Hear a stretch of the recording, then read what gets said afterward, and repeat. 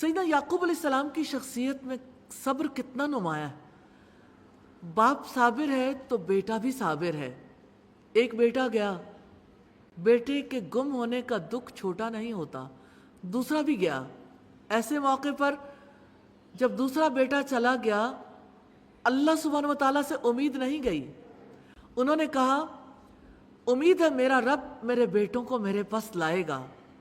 سیدنا یعقوب علیہ السلام اللہ سبحانہ و تعالیٰ کی ذات پر کتنا گہرا یقین رکھتے تھے۔ اپنے یقین کا بھی اندازہ کرنا ہے اور اللہ سبحانہ و تعالیٰ سے یقین مانگنا ہے۔ امید کس بات کی ہے؟ امید ہے کہ اللہ تعالیٰ ان سب کو میرے پاس لے آئے گا۔ سیدنا یعقوب علیہ السلام اللہ سبحانہ و تعالیٰ سے بڑا گہرا تعلق رکھتے تھے۔ انہیں اللہ تعالیٰ کی رحمت کا پورا یقین تھا۔ انہیں یہ بھی یقین تھا کہ اللہ تعالیٰ کو سارے حالات کا علم ہے اور تمام حالات و واقعات میں اس کی حکمت کام کرتی ہے، لہٰذا وقت آنے پر ساری مصیبتوں کو وہ دور کر دے گا۔ اللہ تعالیٰ کی معرفت اور اس کی صفات کے یقینی علم کی وجہ سے ان کے لیے صبر کرنا آسان ہو گیا، جس کی وجہ سے وہ جزا فضا سے بچ گئے۔ حالات کی سختیوں میں جو اللہ تعالیٰ کی مدد سے ثابت قدم رہتا ہے، اس کے دل میں امید کی کرن روشن ہو جاتی ہے۔ میں آپ سے ایک سوال کرنا چاہتی ہوں کہ آپ کے پاس اللہ تعالیٰ کی معرفت اور اس کی صفات کا یقینی علم ہے؟ باقاعدہ سیکھا کبھی؟ اگر معرفت نہیں ہے، اگر یقینی علم نہیں ہے تو مصیبت میں صبر کیسے کریں گے؟ مشکل حالات میں ثابت قدم کیسے رہیں گے؟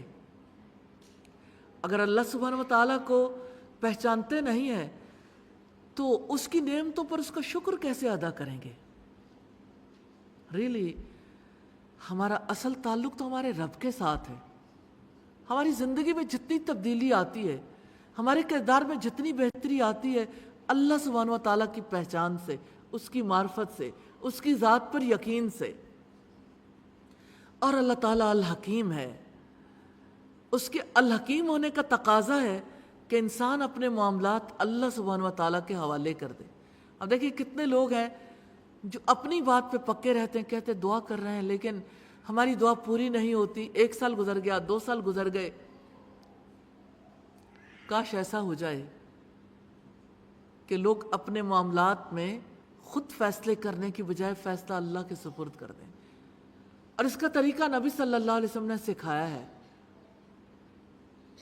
جب کبھی 2 چیزوں کے درمیان ٹائے پڑ جائے، اہم معاملات ہیں، تو استخارہ کر لیں، اللہ سبحانہ و تعالیٰ سے خیر طلب کر لیں اور اللہ سبحانہ و تعالیٰ پر بھروسہ رکھیں۔ یعقوب علیہ السلام کی زندگی سے یقین، امید اور صبر کرنے کا سبق ملتا ہے۔ اور سیدنا یعقوب علیہ السلام یقین رکھتے ہیں، امید بھی رکھتے ہیں، لیکن انسان ہے نا، باپ کے دل میں پدری شفقت تو آتی ہے۔ ایک بار پھر یوسف علیہ السلام کی یاد میں حسرت میں مبتلا ہو گئے اور اس نے ان سے منہ موڑا اور کہنے لگا، ہائے افسوس یوسف پر، یا اسفا علی یوسف، محبت بہت تھی، ہائے افسوس یوسف پر، اور غم سے اس کی آنکھیں سفید ہو گئیں، چنانچہ وہ غم سے بھرا ہوا تھا۔ قالوا تاللہ تفتح تذکر یوسف حتی تکون حرزا او تکون من الہالکین۔ بیٹوں نے کہا اللہ کی قسم آپ تو یوسف کو یاد ہی کرتے رہیں گے یہاں تک کہ آپ گھل کر مرنے کے قریب ہو جائیں یا ہلاک ہونے والوں میں سے ہو جائیں۔ قال انما اشکو بثی وحزنی الی اللہ وَأَعْلَمُ مِنَ اللَّهِ مَا لَا تَعْلَمُونَ۔ یعقوب نے کہا میں اپنی ظاہر ہو جانے والی بے قراری اور غم کا شکوہ صرف اللہ تعالیٰ ہی سے کرتا ہوں، اور میں اللہ تعالیٰ کی طرف سے وہ کچھ جانتا ہوں جو تم نہیں جانتے۔ کوئی انسان ایسا نہیں جو بے قراری سے، بے چینی سے بچ سکے۔ جب کسی کی بہت پیاری چیز کھو جائے، بیٹا زندہ بھی ہے لیکن سامنے نہیں ہے، 20-22 برس گزر چکے، خبر بھی نہیں ہے، گم ہو جانے والے بیٹے کا صدمہ کسی ماں سے پوچھ کے دیکھیے، کسی باپ سے پوچھ کے دیکھیے۔ بیٹے کے گم ہونے کے بعد نہ ایمان کھویا، نہ امید کھوئی، نہ اللہ سبحانہ و تعالیٰ کی ذات پر یقین کھویا، اور اللہ سبحانہ و تعالیٰ نے وہ جو فطری جذبہ ہے اس کو سب کے سامنے رکھا ہے کہ دیکھیں آج بھی بیٹے کا غم تازہ ہے۔ اور یعقوب کو دیکھو، یعقوب علیہ السلام کو دیکھو کہ وہ اپنی ظاہر ہو جانے والی بے قراری اور غم کا شکوہ اللہ کے سوا کسی سے نہیں کرتے۔ اور اس کی وجہ کیا ہے؟ اس صبر کی وجہ کیا ہے؟ میں اللہ تعالیٰ کی طرف سے وہ کچھ جانتا ہوں جو تم نہیں جانتے، علم، اللہ سبحانہ و تعالیٰ کی صفات کا علم۔ اے میرے بیٹو، جاؤ یوسف اور اس کے بھائی کو تلاش کرو، اور اللہ تعالیٰ کی رحمت سے مایوس نہ ہونا۔ اس صورت میں کس قدر زیادہ رحمت کا تذکرہ ہے۔ بلا شبہ اللہ تعالیٰ کی رحمت سے کافروں کے سوا کوئی مایوس نہیں ہوتا۔ کیا آپ جانتے ہیں مایوسی کفر ہے؟ اور انسان کس سے مایوس ہوتا ہے؟ اللہ سبحانہ و تعالیٰ کی رحمت سے، جو محبت کرنے والا ہے، جس نے ہمارے لیے وہ سب کچھ کیا جو ہم کرنے کی قدرت نہیں رکھتے تھے۔ کتنی خوبصورت تعلیم ہے، تربیت ہے۔ بھائی کو تلاش کرو، لیکن اللہ کی رحمت سے مایوس نہیں ہونا، گھبرانا نہیں ہے۔ تو جن ایمان والوں کا تعلق اللہ سبحانہ و تعالیٰ کی ذات سے ہوتا ہے، گہرا تعلق ہوتا ہے، جو اللہ تعالیٰ کی صفات کا گہرا شعور رکھتے ہیں، جو اللہ تعالیٰ کی رحمت کے سائے کو محسوس کرتے ہیں، جو اللہ تعالیٰ پر بھروسہ کرتے ہیں، وہ اللہ تعالیٰ کی رحمت سے مایوس نہیں ہوتے۔ سیدنا ابو ہریرہ سے روایت ہے، رسول اللہ صلی اللہ علیہ وسلم نے فرمایا، اگر مومن کو اس سزا اور عذاب کا علم ہو جائے جو اللہ تعالیٰ کہ ہاں نافرمانوں کے لیے ہے، تو اس کی جنت کی کوئی امید نہ رکھے، اور اگر کافر کو اللہ کی رحمت کا صحیح علم ہو جائے جو اللہ تعالیٰ کے پاس ہے، تو اس کی جنت سے کوئی نا امید نہ ہو۔ امید جو یعقوب علیہ السلام کے اندر نظر آتی ہے، یہ امید دل کی عبادت ہے، یہ ہم سب کا فرض ہے، یہ ہم سے مطلوب ہے۔ وہ امید ایک مومن کا اثاثہ ہے، اسی امید کے ساتھ مومن اللہ سبحانہ و تعالیٰ کی اطاعت کرتا ہے۔ اس امید کی ہمیں ضرورت ہے، یہ امید دل کی عبادت ہے۔ فَلَمَّا دَخَلُوا عَلَيْهِ قَالُوا يَا أَيُّهَا الْعَزِيزُ مَسَّنَا وَأَهْلَنَا الضُّرُّ وَجِئْنَا بِبِضَاعَةٍ مُزْجَاةٍ فَأَوْفِ لَنَا الْكَيْلَ وَتَصَدَّقْ عَلَيْنَا إِنَّ اللَّهَ يَجْزِي الْمُتَصَدِّقِينَ۔ چنانچہ جب وہ یوسف کے پاس داخل ہوئے تو انہوں نے کہا، اے عزیز، ہمیں اور ہمارے گھر والوں کو بڑی تکلیف پہنچی ہے، اور ہم معمولی رقم لے کر آئے ہیں، سو آپ ہمارا ماپ پورا کر دیں اور ہم پر صدقہ بھی کریں، بلا شبہ اللہ تعالیٰ صدقہ کرنے والوں کو جزا دیتا ہے۔ آیت کے بیچ میں کتنی خوبصورت تلقین ہے۔ جو صدقہ کرتا ہے اللہ سبحانہ و تعالیٰ سے جزا کی توقع رکھتا ہے، اور جب اسے اللہ سبحانہ و تعالیٰ کی طرف سے یہ علم ہوتا ہے اللہ تعالیٰ صدقہ کرنے والوں کو جزا دیتا ہے، تو دل کتنا مطمئن ہو جاتا ہے۔ یہ برادران یوسف کی تیسری بار حاضری ہے، اور مصر میں وہ اس حالت میں داخل ہوئے کہ قحط نے ان کا برا حال کر دیا ہے، ان کے پاس زیادہ روپیہ بھی نہیں تھا، خستہ حالی کی وجہ سے اب ان میں انکساری بھی آ گئی ہے۔ یوسف نے کہا، حل علمتم، کیا آپ جانتے ہو، ما فعلتم بیوسف واخیہ، کیا تمہیں علم ہے جب تم نادان تھے تم نے یوسف اور اس کے بھائی کے ساتھ کیا کیا تھا؟ آر نہیں دلائی، تانا نہیں دیا، صرف یہ کہا کہ تمہیں پتہ نہیں تھا جس دور میں تم نے یوسف اور اس کے بھائی کے ساتھ برا معاملہ کیا۔ انہوں نے کہا، اِنَّكَ لَأَنْتَ یوسف، کیا تم واقعی یوسف ہو؟ اس نے کہا، میں یوسف ہوں اور یہ میرا بھائی ہے۔ بے شک اللہ تعالیٰ نے ہم پر احسان کیا ہے۔ حقیقت یہ ہے کہ جو شخص اللہ تعالیٰ سے ڈرتا ہے اور صبر کرتا ہے تو اللہ تعالیٰ بھی نیکی کرنے والوں کا اجر بلا شبہ ضائع نہیں کرتے۔ یعقوب علیہ السلام کا صبر اور یوسف علیہ السلام کا صبر، اللہ سبحانہ و تعالیٰ نے ان واقعات میں صبر کو کس طرح سے سب کے سامنے رکھ دیا کہ دیکھو صبر کی کیسی جزا ملتی ہے دنیا میں بھی، اور اللہ صبر کرنے والوں کا اجر بلا شبہ ضائع نہیں کرتا۔ اور دو خصوصیات ہیں جو یوسف علیہ السلام کے اتنے بڑے کردار کے اندر اللہ سبحانہ و تعالیٰ نے دکھائی ہیں۔ اِنَّهُ مَن يَتَّقِ وَيَصْبِرْ فَإِنَّ اللَّهَ لَا يُضِيعُ أَجْرَ الْمُحْسِنِينَ۔ مثال دی اللہ سبحانہ و تعالیٰ نے یوسف علیہ السلام کی حیات سے، تقوی اور صبر سے ہی کامیابی نصیب ہوتی۔ آپ کامیاب ہونا چاہتے ہیں جس فیلڈ میں بھی ہیں، آپ دنیا میں کامیاب ہونا چاہیں، آخرت کی کامیابی چاہیں، یہی دو خصوصیات چاہیے، تقوی اور صبر۔ جو شخص بھی اللہ سبحانہ و تعالیٰ سے ڈر کر رہتا ہے اور بے صبری سے بچتا ہے وہ ضرور کامیاب ہو جاتا ہے۔ یہ ہے قصہ یوسف کا سبق کہ اللہ تعالیٰ نیکی کرنے والوں کا اجر ضائع نہیں کرتا۔ بھائیوں نے اس وقت تسلیم کر لیا، بچپن میں تسلیم نہیں کیا تھا، کتنی مدت گزر گئی۔ انہوں نے کہا اللہ کی قسم بلا شبہ یقیناً اللہ تعالیٰ نے تمہیں ہم پر فوقیت دی ہے اور بے شک ہم ہی یقیناً خطا کار تھے۔ اللہ سبحانہ و تعالیٰ جس کے چاہتے ہیں درجے بلند کرتے ہیں۔ دنیا میں لوگ ایک دوسرے سے جالس کیوں ہوتے ہیں، حسد کیوں کرتے ہیں؟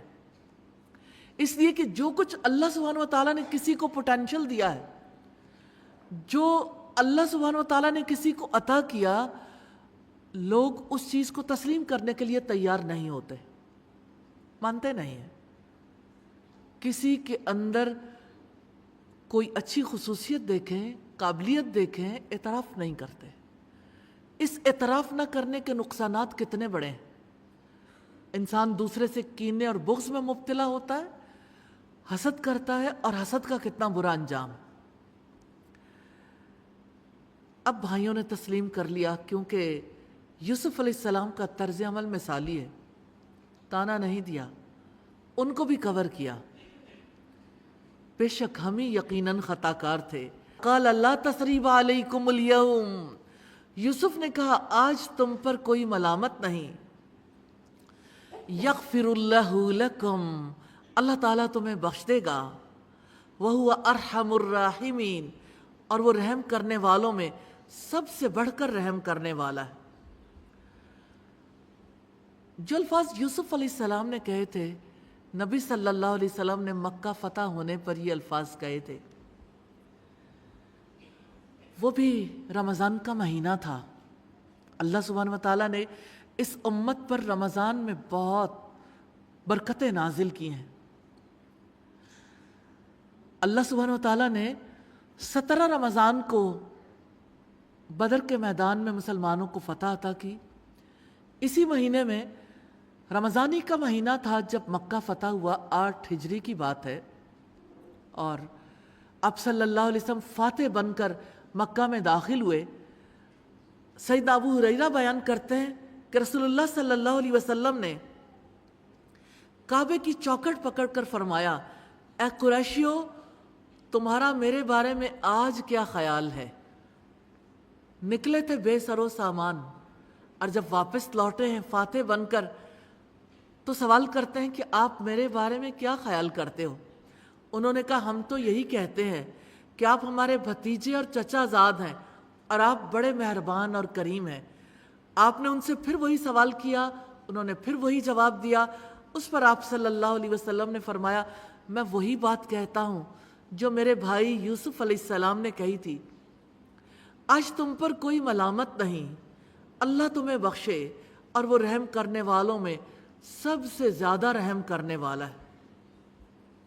اذهبوا بقمیصی ھذا فألقوه علی وجہ ابی یأتی بصیرا۔ یوسف علیہ السلام نے اپنے بھائیوں سے کہا تم میرا یہ قمیص لے جاؤ، پھر اس کو میرے باپ کے چہرے پر ڈال دو، وہ بینا ہو جائے گا، اور تم اپنے سب گھر والوں کو میرے پاس لے آؤ۔ کرنے والے کام ہے مشورہ کرنا، سچا ہونا، صبر کرنا، اپنی پریشانی اور غم کا شکوہ اللہ تعالیٰ سے کرنا، اللہ تعالیٰ کی رحمت سے نا امید نہ ہونا، صدقہ کرنا، اللہ تعالیٰ سے ڈر کر رہنا، احسان کی روش اختیار کرنا، جن کاموں سے روکا گیا نا امید ہونا، بھائیوں سے زیادتی کرنا، خطا کار ہونا۔ کمٹمنٹ پوائنٹ ہے اللہ تعالیٰ کی رحمت سے کبھی مایوس نہیں ہونا۔ وَلَقَدْ يَسَّرْنَا الْقُرْآنَ لِلذِّكْرِ فَهَلْ مِن مُدَّكِرٍ۔ رکوع نمبر 5 ہے یوسف علیہ السلام کا کردار دعاؤں کے آئینے میں، یہ موضوع ہے اس کا، اور 5 مین پوائنٹس ہیں۔ کنعان کے غیر متوقع انکشافات، خواب کی تعبیر، یوسف علیہ السلام کا کردار، قصہ یوسف پر تبصرہ اور تعلق باللہ۔ وَلَمَّا فَصَلَتِ الْعِيرُ قَالَ أَبُوهُمْ إِنِّي لَأَجِدُ رِيحَ يُوسُفَ لَوْلَا أَن تُفَنِّدُونِي۔ اور جب قافلہ جدا ہوا تو ان کے باپ نے کہا یقیناً میں یوسف کی خوشبو پا رہا ہوں، اگر تم مجھے بہکا ہوا نہ سمجھو۔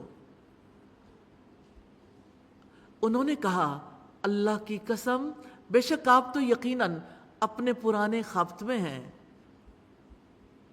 سو جب خوشخبری لینے والا آیا تو اس نے یوسف کا قمیض اس کے چہرے پر ڈال دیا، چنانچہ وہ بینا ہو گیا۔ اس نے کہا کیا میں نے تم سے کہا نہیں تھا کہ بے شک میں اللہ تعالیٰ کی طرف سے وہ باتیں جانتا ہوں جو تم نہیں جانتے؟ یعنی مجھے غیب کا علم تو نہیں ہے، لیکن جو علم اللہ سبحانہ و تعالیٰ نے دیا اس علم کی وجہ سے میں تمہیں بتا رہا تھا کہ مستقبل میں اللہ سبحانہ و تعالیٰ کا کیا کرم ہو جائے گا۔ انہوں نے کہا اے ہمارے ابا جان، آپ ہمارے لیے گناہوں کی بخشش کی دعا کریں، یقیناً ہم ہی خطا کار تھے۔ یعقوب نے کہا میں تمہارے لیے جلد ہی اپنے رب سے بخشش کی دعا کروں گا، یقیناً وہی بہت بخشنے والا نہایت رحم والا ہے۔ پھر جب وہ سب یوسف کے پاس داخل ہوئے تو اس نے اپنے ماں باپ کو اپنے پاس ہی جگہ دی اور کہا مصر میں داخل ہو جاؤ، اگر اللہ تعالیٰ نے چاہا امن والے۔ اور اس نے اپنے والدین کو اٹھا کر تخت پر بٹھایا اور سب اس کے لیے سجدے میں جھک گئے۔ یہ سجدہ تعظیمی تھا، جیسے یوں بو ڈاؤن کرتے ہیں۔ اور یوسف نے کہا اے میرے ابا جان، یہ میرے اس سے پہلے کے خواب کی تعبیر ہے، یقیناً میرے رب نے اسے سچا کر دیا، اور بے شک اس نے میرے ساتھ احسان کیا جب مجھے قید خانے سے نکالا اور آپ سب کو صحرا سے یہاں لے آیا، اس کے بعد کہ شیطان نے میرے اور میرے بھائیوں کے درمیان جھگڑا ڈال دیا تھا۔ یقیناً میرا رب جو چاہتا ہے اس کی باریک تدبیر کرنے والا ہے، یقیناً وہ سب کچھ جاننے والا کمال حکمت والا ہے۔ وَخَرُّوا لَهُ سُجَّدًا، سب یوسف علیہ السلام کے سامنے جھک گئے۔ یہ سجدہ عبادت نہیں تھا، سجدہ تعظیمی تھا۔ سیدنا یعقوب علیہ السلام کی شریعت میں سجدہ تعظیمی جائز تھا۔ اسلام میں شرک کو روکنے کے لیے سجدہ تعظیمی کو حرام کر دیا گیا، اب کسی کے لیے جائز نہیں ہے، حتیٰ کہ سر جھکا کر ملنا بھی درست نہیں ہے۔ اور یوسف علیہ السلام کی جانب سے بھائیوں کو جو بات کہی گئی وہ توجہ طلب ہے۔ انہوں نے ماضی میں ہونے والے واقعات کے حوالے سے یہ واضح کیا، اس کے بعد کہ شیطان نے میرے اور میرے بھائیوں کے درمیان جھگڑا ڈال دیا تھا۔ بھائیوں کو شرمندہ نہیں کرنا چاہتے تھے، یہ نبوی اخلاق میں سے ہے۔ سیدنا یوسف علیہ السلام نے اپنے بھائیوں کے رویے پر صرف یہ بات کہی کہ وہ شیطان تھا جس کی وجہ سے ہمارے درمیان اختلافات پیدا ہوئے۔ یہ سیدنا یوسف کا اخلاق ہے، انہوں نے بھائیوں کو ان کا جرم نہیں جتایا۔ یوسف علیہ السلام کے بھائیوں میں جو سب سے نمایاں چیز نظر آتی ہے وہ حسد ہے۔ یعقوب علیہ السلام کے بیٹے اور اسحاق علیہ السلام کے پوتے تھے اور ابراہیم علیہ السلام کی نسل میں سے تھے۔ لیکن کوئی بھی انسان برائی کا شکار ہو سکتا ہے، اور شیطان کیسے کسی کو حسد میں مبتلا کرتا ہے، کسی کے دل میں برا خیال ڈالتا ہے۔ اگر انسان اس خیال کو جھٹک دے تو شیطان اپنا کام نہیں کر پاتا۔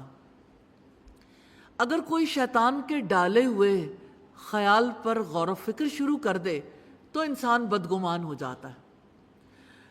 جب انسان کا دل کینے بغض سے بھر جاتا ہے تو وہی شخص جس کے بارے میں ابتدا میں برا خیال آیا تھا پھر وہ اس سے حسد کرنے لگتا ہے۔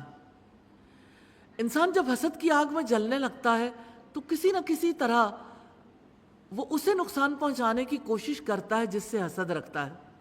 انسان کی انتقامی کارروائیاں اس حد تک جا پہنچتی ہیں جہاں انسان محسود کو، یعنی جس سے وہ حسد کرتا ہے، اس کے وجود کو بھی برداشت نہیں کرتا۔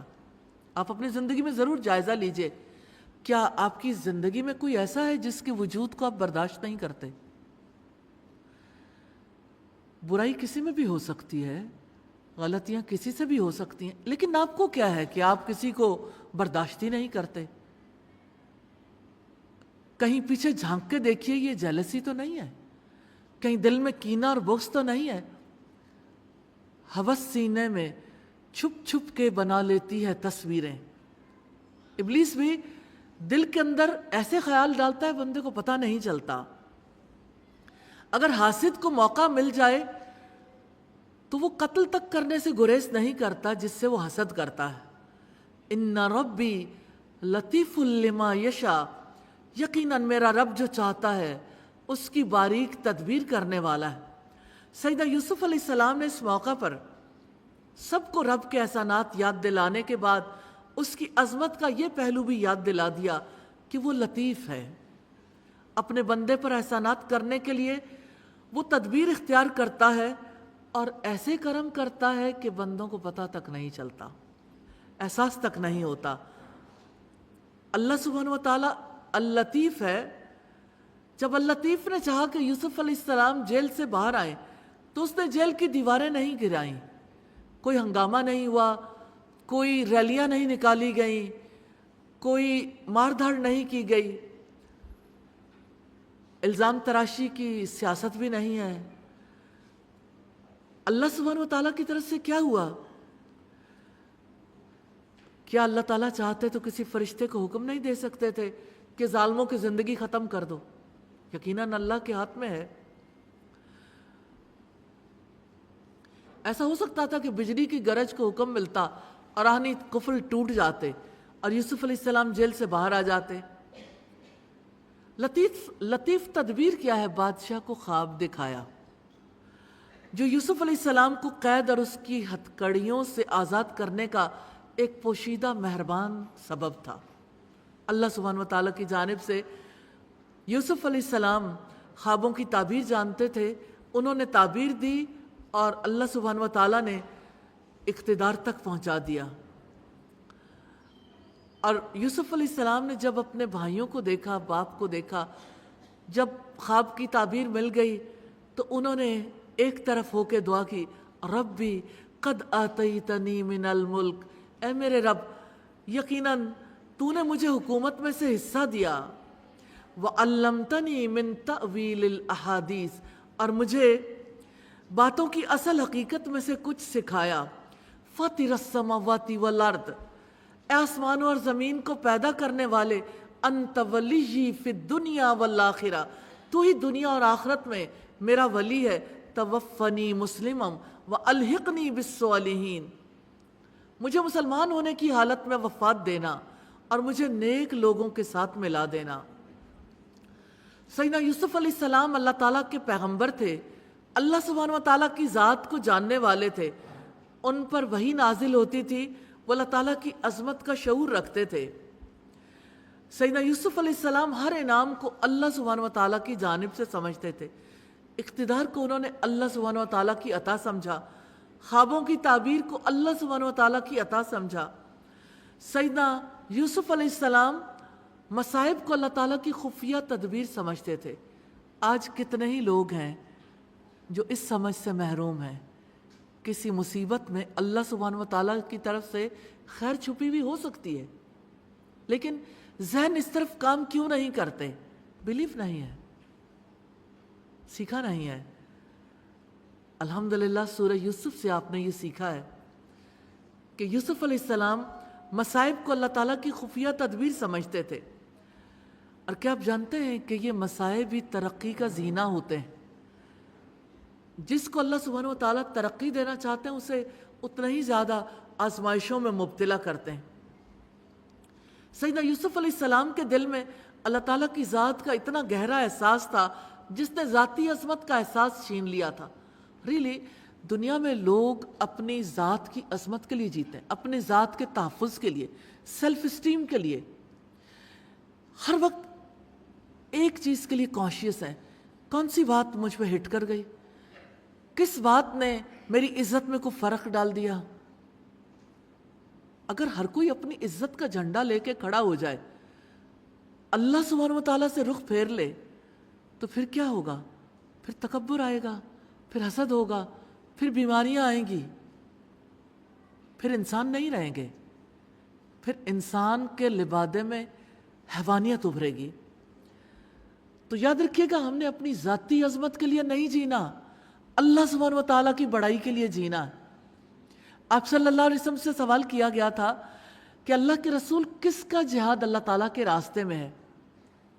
تو آپ نے فرمایا جو اللہ کے کلمے کی بلندی کے لیے لڑتا ہے۔ آپ سے یہ سوال کیا گیا تھا کوئی ذاتی حمیت کے لیے لڑتا ہے، یعنی قبیلے کی حمیت کے لیے، کوئی شجاعت اور بہادری کے لیے لڑتا ہے، کوئی اللہ سبحانہ و تعالیٰ کے لیے، کس کا جہاد اللہ کے راستے میں؟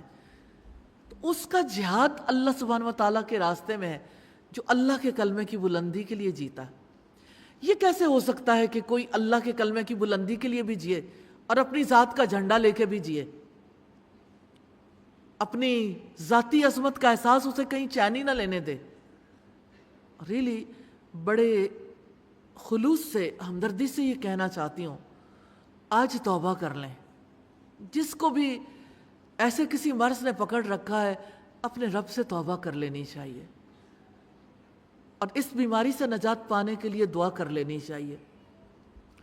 سیدنا یوسف علیہ السلام اقتدار کی بلندی پر پہنچ کر بھی یہ کہتے ہیں، یا اللہ تو ساری قوتوں کا مالک ہے، تو سارے کام بنانے والا ہے، دنیا اور آخرت میں میری مدد فرما۔ اور وہ کہتے ہیں مجھے نیک لوگوں میں شامل فرما۔ اس سے ان کی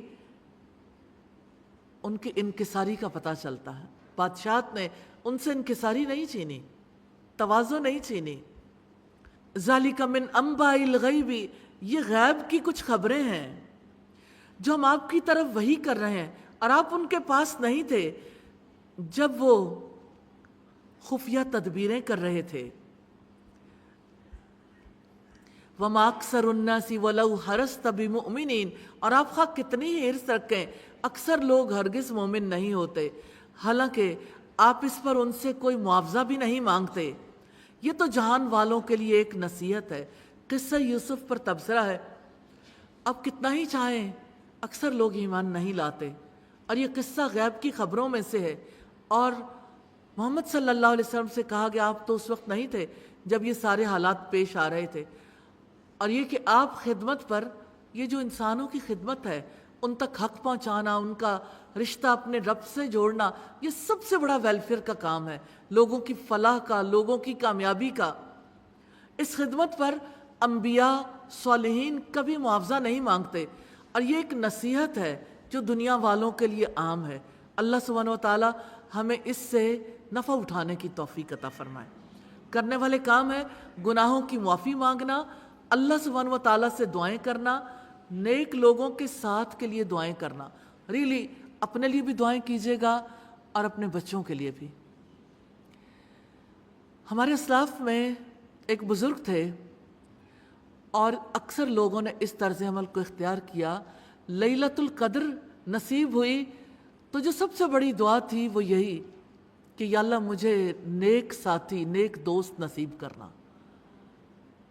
اچھے لوگوں کی صحبت انسان کو اچھائی کی طرف مائل کرتی ہے، اور بری صحبت انسان پر برے طریقے سے اثر انداز ہوتی ہے۔ اور اللہ کے رسول نے فرمایا المرء علی دین خلیلہ، آدمی اپنے دوست کے دین پر ہوتا ہے۔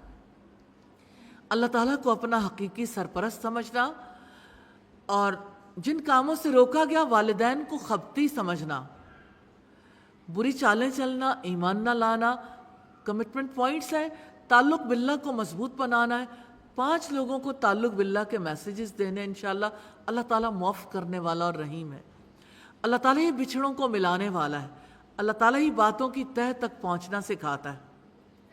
رکوع نمبر 6 ہے رسولوں کے بارے میں اللہ تعالیٰ کی سنت۔ 4 مین پوائنٹس ہیں، نصیحت اور دعوت۔ رسولوں کے بارے میں اللہ تعالیٰ کی سنت، نصیحت اور تعلق باللہ۔ آسمانوں اور زمین میں کتنی ہی نشانیاں ہیں جن پر سے وہ لوگ گزر جاتے ہیں اور وہ ان سے منہ موڑنے والے ہوتے ہیں، اور ان میں سے اکثر لوگ اللہ تعالیٰ پر ایمان نہیں لاتے مگر اس حال میں کہ وہ مشرک ہوتے ہیں۔ یعنی یہ تو مانتے کہ خالق، مالک، رازق اور مدبر اللہ تعالیٰ ہے، لیکن عبادت میں دوسروں کو شریک کرتے ہیں۔ اکثر لوگ نقصان سے بچنے اور نفع حاصل کرنے کے لیے اللہ تعالیٰ کی قدرت اور اس کے فیصلوں کے علاوہ اور اسباب تلاش کرتے ہیں۔ تو ایمان کو بچانے کے لیے، خالص کرنے کے لیے دل کو ہر قسم کے شیطانی وسوسوں سے پاک کرنے کی ضرورت ہے، دنیا کی آلائشوں سے پاک کرنے کی ضرورت ہے، اپنی سوچ، ہر عمل، ہر قسم کے اقدامات میں اللہ تعالیٰ کی رضا کو پیش نظر رکھنے کی ضرورت ہے۔ ایمان کو خالص کرنے کے لیے ہر وقت بیدار رہنے کی ضرورت ہے، پوری زندگی پر اللہ تعالیٰ کی حکمرانی کی ضرورت ہے، اللہ تعالیٰ کی بندگی کی ضرورت ہے۔ افامنوا ان تأتیہم غاشیۃ من عذاب اللہ، تو کیا وہ اس سے بے خوف ہو گئے ہیں کہ ان پر اللہ تعالیٰ کے عذاب میں سے کوئی ڈھانپ لینے والی آفت آ جائے، یا اچانک ان پر قیامت ہی آ جائے اور وہ اس کا شعور بھی نہ رکھتے ہوں۔ قل ھذہ سبیلی ادعو الی اللہ علی بصیرۃ انا ومن اتبعنی، آپ کہہ دیں یہی میرا راستہ ہے، میں دلیل اور برہان کی روشنی میں اللہ تعالیٰ کی طرف دعوت دیتا ہوں، اور وہ بھی جنہوں نے میری پیروی کی ہے، اور اللہ تعالیٰ پاک ہے اور میں مشرکوں میں سے نہیں ہوں۔ اور ہم نے آپ سے پہلے کوئی رسول نہیں بھیجا مگر وہ سب مرد ہی تھے، ہم بستیوں والوں میں سے ان کو وحی کرتے تھے۔ تو کیا انہوں نے زمین میں سفر نہیں کیا کہ وہ دیکھیں ان سے پہلے لوگوں کا انجام کیسا ہوا، اور یقیناً آخرت کا گھر ان کے لیے ہی بہتر ہے جو اللہ تعالیٰ سے ڈریں۔ کیا پھر بھی تم سمجھتے نہیں ہو؟ حتیٰ کہ جب رسول مایوس ہو گئے اور لوگوں نے سمجھا کہ یقیناً ان سے واقعی جھوٹ کہا گیا تھا، تو ان کو ہماری مدد پہنچ گئی، پھر جسے ہم نے چاہا اسے بچا لیا گیا، اور مجرموں سے ہمارا عذاب ٹالا ہی نہیں جاتا۔ اللہ تعالیٰ نے اسلام کی دعوت کو آسان نہیں رکھا۔ دعوت کا مقصد یہ ہے کہ پوری زندگی میں وہ چینج لائی جائے، وہ انقلاب لایا جائے جو اللہ سبحانہ و تعالیٰ چاہتے ہیں۔ یہ تبدیلی وہ لوگ نہیں لا سکتے جو قربانیاں نہیں دیں۔ جب مشکلات آتی ہیں تو قربانیاں دینے والے ہی ثابت قدم رہتے ہیں۔ اگر قربانیاں دیے بغیر اللہ کی مدد آتی تو ہر کوئی دعوت دینے والا بن جاتا اور بغیر قربانی کے کامیاب ہو جاتا۔ اللہ سبحانہ و تعالیٰ نے یہ سنت اس لیے رکھی ہے تاکہ اللہ کی فتح و نصرت بے قدر نہ ہو۔ لَقَدْ كَانَ فِي قَصَصِهِمْ عِبْرَةٌ لِأُولِي الْأَلْبَابِ، بلا شبہ یقیناً ان کے واقعات میں ہمیشہ سے عقل مندوں کے لیے بڑی عبرت ہے۔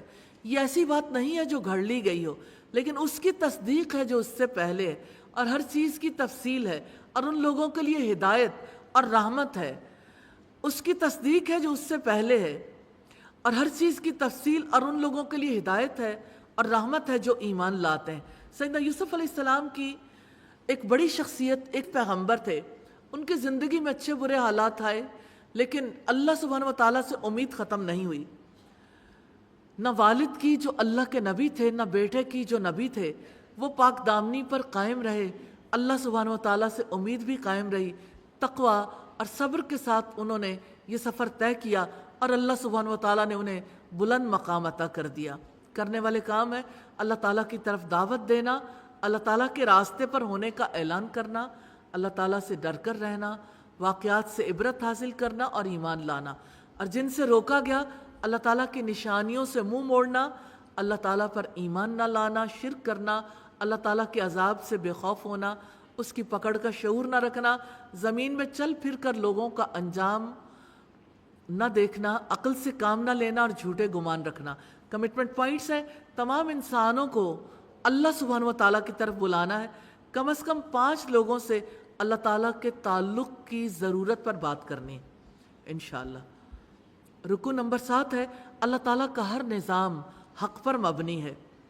5 مین پوائنٹس ہے، کتاب برحق ہے، نظام کائنات حق ہے، آخرت حق ہے، نبی برحق ہے اور تعلق باللہ۔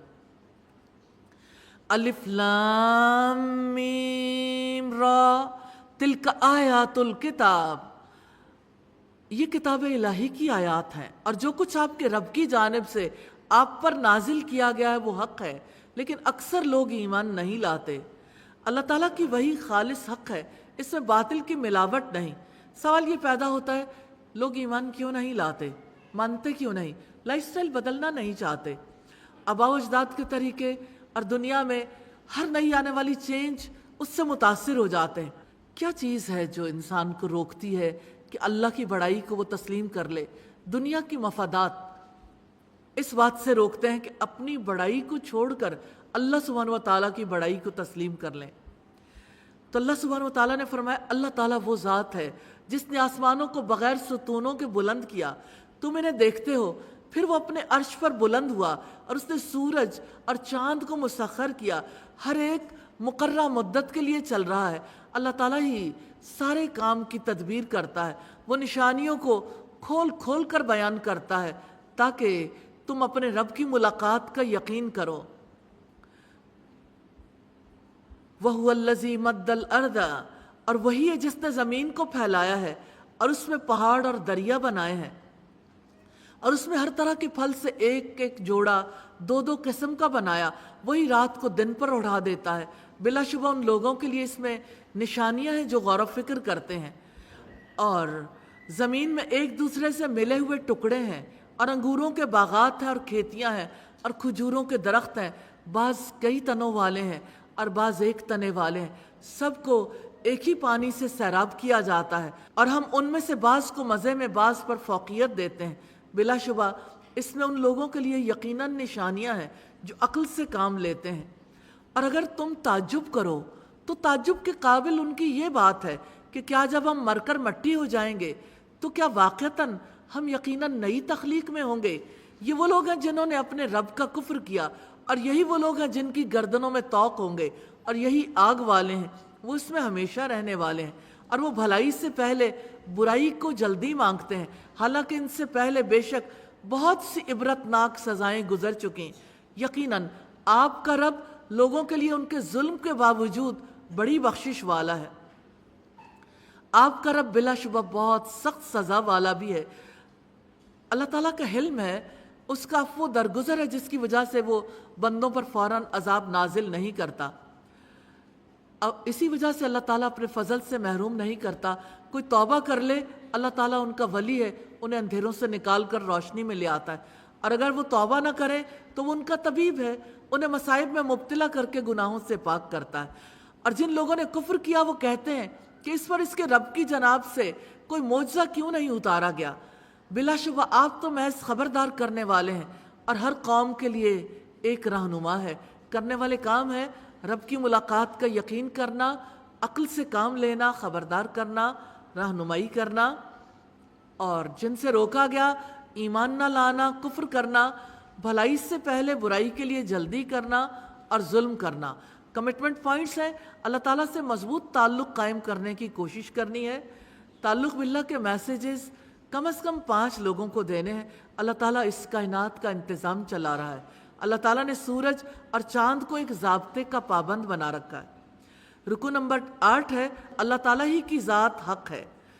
اس کے 6 مین پوائنٹس ہیں، اللہ تعالیٰ علیم ہے، اللہ تعالیٰ کی سنت، اللہ تعالیٰ قوت رکھتا ہے، اللہ تعالیٰ کو پکارنا برحق ہے، اللہ تعالیٰ ہر چیز کا خالق ہے، اس کی پکڑ زبردست ہے۔ اللہ یعلم ما تحمل کل انثی وما تغید الارحام، اللہ تعالیٰ جانتا ہے جو کچھ ہر مادہ اٹھاتی ہے، اور جو کچھ رحم کم کرتے ہیں اور جو وہ زیادہ کرتے ہیں، اور ہر چیز اس کے یہاں ایک اندازے سے ہے۔ رسول اللہ نے فرمایا غیب کی کنجیاں 5 ہیں جنہیں اللہ سبحانہ و تعالیٰ کے سوا کوئی نہیں جانتا۔ کوئی نہیں جانتا کل کیا ہونے والا ہے، عورتوں کے رحم میں کمی بیشی ہوتی رہتی ہے۔ اللہ کے سوا کوئی نہیں جانتا بارش کب برسے گی، کوئی نہیں جانتا کہ اس کی موت کہاں ہوگی، کوئی نہیں جانتا کہ قیامت کب قائم ہوگی۔ عالم الغیب والشہادۃ الکبیر المتعال، وہ پوشیدہ اور ظاہر کو جاننے والا ہے، بہت بڑا ہے، نہایت بلند ہے۔ اس کے لیے برابر ہے کہ جو چھپا کر بات کرے اور جو اس کو بلند آواز سے کرے، اور وہ جو رات کو چھپنے والا ہے اور دن میں چلنے والا ہے۔ اس شخص کے لیے اس کے آگے سے اور اس کے پیچھے سے باری باری آنے والے کئی پہرے دار ہیں جو اللہ تعالیٰ کے حکم سے اس کی حفاظت کرتے ہیں۔ بے شک اللہ تعالیٰ نہیں بدلتا جو کسی قوم میں ہے، یہاں تک کہ وہ بدل دے جو ان کے دلوں میں ہے۔ اور جب اللہ تعالیٰ کسی قوم سے برائی کا ارادہ کرتا ہے تو کوئی اس کو ہٹانے والا نہیں ہوتا، اور نہ ہی اللہ تعالیٰ کے سوا ان کے لیے کوئی مددگار ہے۔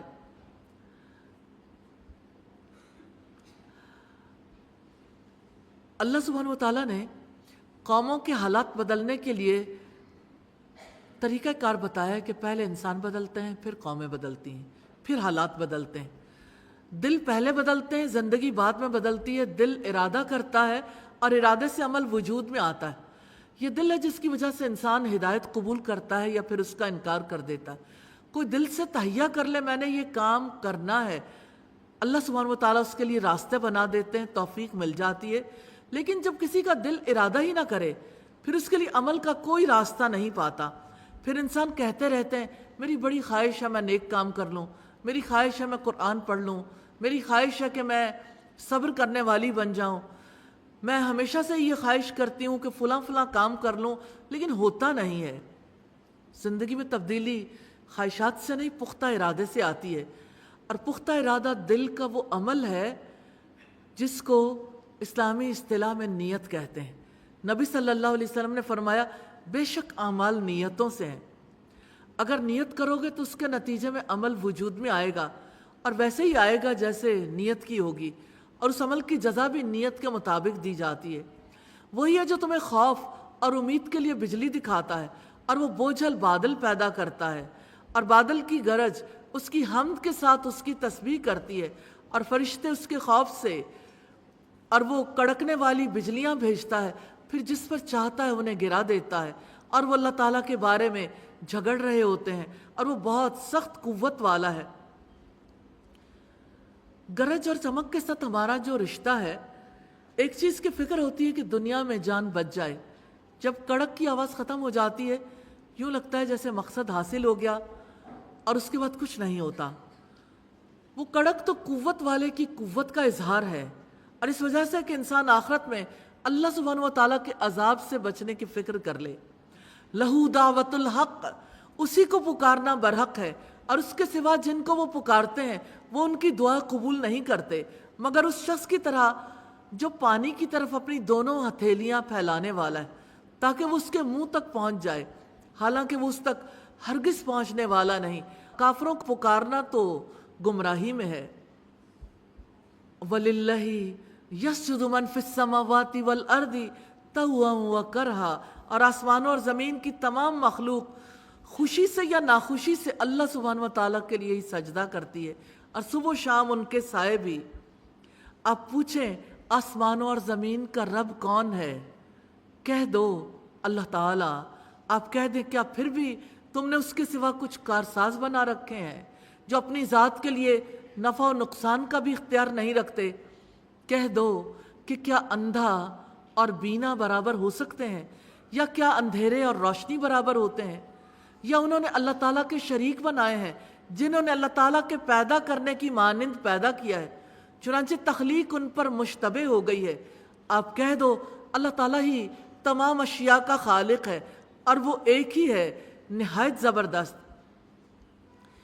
انزل من السماء ماء فسالت اودیۃ بقدرها، اللہ تعالیٰ نے آسمان سے پانی اتارا، چنانچہ کئی نالے اس سے اپنی اپنی وسعت کے مطابق بہہ نکلے۔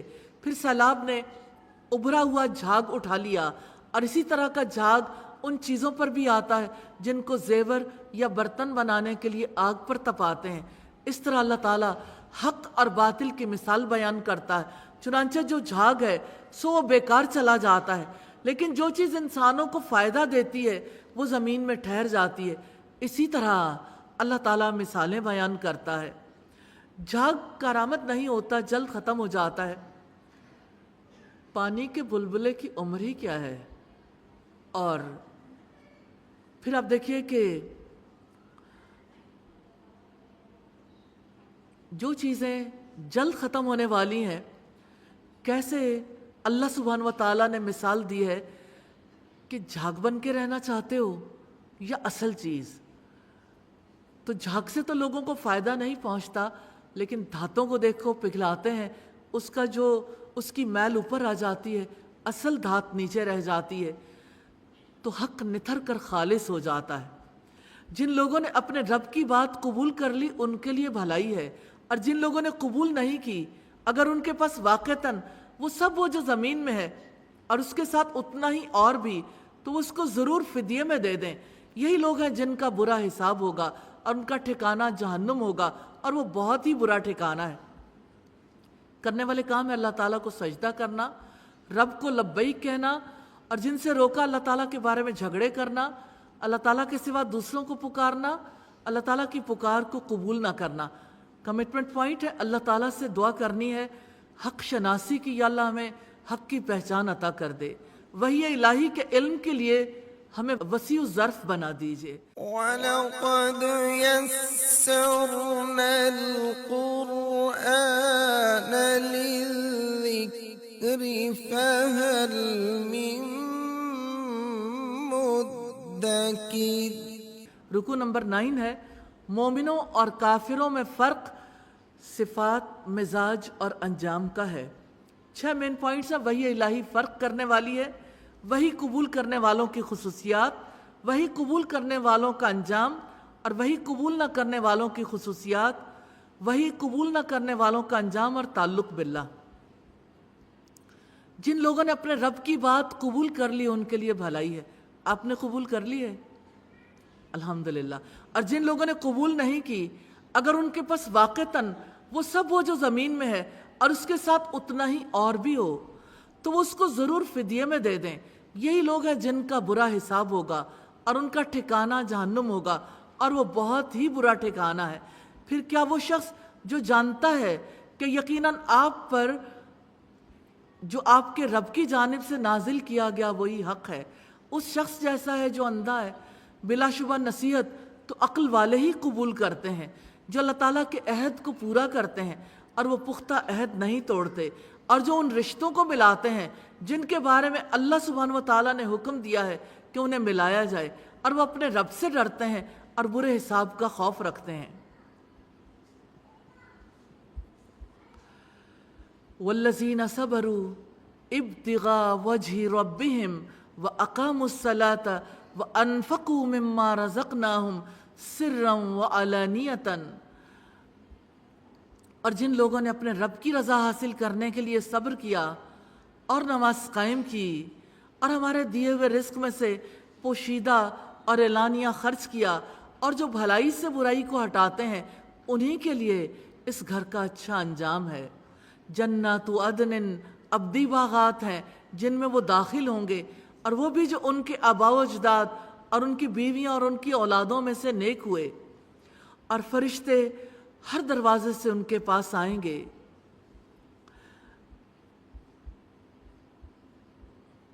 سلام علیکم بما صبرتم فنعم عقبی الدار۔ تم پر سلام ہو اس کے بدلے جو تم نے صبر کیا، سو کتنا ہی اچھا ہے اس گھر کا انجام۔ اور جو لوگ اللہ تعالیٰ کے عہد کو اس کی پختگی کے بعد توڑ دیتے ہیں اور وہ اس کو کاٹ ڈالتے ہیں، جن کے بارے میں اللہ تعالیٰ نے حکم دیا ہے کہ انہیں ملایا جائے، اور زمین میں فساد کرتے ہیں، یہی لوگ ہیں ان کے لیے لعنت ہے اور ان کے لیے گھر کی خرابی ہے۔ اللہ تعالیٰ جس کے لیے چاہتا ہے رزق فراخ کرتا ہے، اور جس کا چاہتا ہے تنگ کر دیتا ہے، اور وہ دنیا کی زندگی پر ہی خوش ہو گئے، حالانکہ آخرت کے مقابلے میں دنیا کی زندگی تھوڑے سے سامان کے سوا کچھ نہیں۔ رزق کی فراوانی اللہ سبحانہ و تعالیٰ کی رضامندی کی دلیل نہیں ہے۔ کسی کو زیادہ مال ملتا ہے، اللہ تعالیٰ کی طرف سے مہلت ہے، انسان جانے کب اللہ سبحانہ و تعالیٰ کی پکڑ میں آ جائے۔ اور رزق میں کمی اللہ سبحانہ و تعالیٰ کی ناراضگی کی دلیل نہیں ہے۔ نبی صلی اللہ علیہ وسلم نے فرمایا، اللہ کی قسم دنیا آخرت کے مقابلے میں اس طرح ہے کہ جس طرح تم میں سے کوئی آدمی اپنی انگلی اس دریا میں ڈال دے۔ یحییٰ نے شہادت کی انگلی کی طرف اشارہ کیا اور پھر اس انگلی کو نکال کر دیکھے اس میں کیا لگتا ہے۔ کرنے والے کام ہے اللہ تعالیٰ کے نازل کردہ حق کا علم حاصل کرنا، نصیحت قبول کرنا، عقل سے کام لینا، پختہ عہد کو نہ توڑنا، اللہ تعالیٰ کے عہد کو پورا کرنا، اللہ تعالیٰ کے حکم کے مطابق تعلقات کو جوڑنا، اپنے رب سے ڈرنا، برے حساب کا خوف رکھنا، رب کی رضا کے لیے کام کرنا، صبر کرنا، بھلائی سے برائی کو دور کرنا، نماز قائم کرنا، پوشیدہ اور اعلانیہ خرچ کرنا، جن سے روکا گیا، اللہ تعالیٰ کی وحی سے اندھے بنے رہنا۔ کیا آج دنیا میں ایسے لوگ ہیں جو اللہ سبحانہ و تعالیٰ کی وحی کو نہیں سمجھتے؟ جب انسان کسی چیز کو دیکھتے ہوئے بھی نہ دیکھ پائے، جب اس کو پڑھ نہ پائے، سمجھ نہ پائے، تو کیا یہ اندھا بننے کی طرح نہیں ہے؟ ضرور سوچئے گا، آخر کس چیز نے مجھے اللہ سبحانہ و تعالیٰ کی وحی کے لیے بینا نہیں بنایا؟ آخر کیوں میں اللہ سبحانہ و تعالیٰ کی وحی کو جانتی نہیں ہوں؟ اللہ تعالیٰ کے عہد کو مضبوط باندھنے کے بعد توڑ دینا، جن تعلقات کو اللہ تعالیٰ نے جوڑنے کا حکم دیا ہے انہیں کاٹنا، زمین میں فساد پھیلانا، دنیا کی زندگی میں خوش ہونا، کمٹمنٹ پوائنٹ ہے دانش مندوں کی خصوصیات اپنے اندر پیدا کرنی ہے انشاءاللہ۔ رکوع نمبر 10 ہے رسول بھیجنے کا مقصد ہے، رسالت کا انکار کرنے والوں کے اعتراض کا جواب ہے۔ رسول بھیجنے کا مقصد ہے، معجزات نہ دکھانے کا سبب ہے، اور تعلق باللہ ہے۔ وَيَقُولُ الَّذِينَ كَفَرُوا لَوْلَا أُنزِلَ عَلَيْهِ آيَةٌ مِّن رَّبِّهِ، اور جن لوگوں نے کفر کیا وہ کہتے ہیں اس کے رب کی طرف سے کوئی معجزہ اس پر کیوں نہیں اتارا گیا؟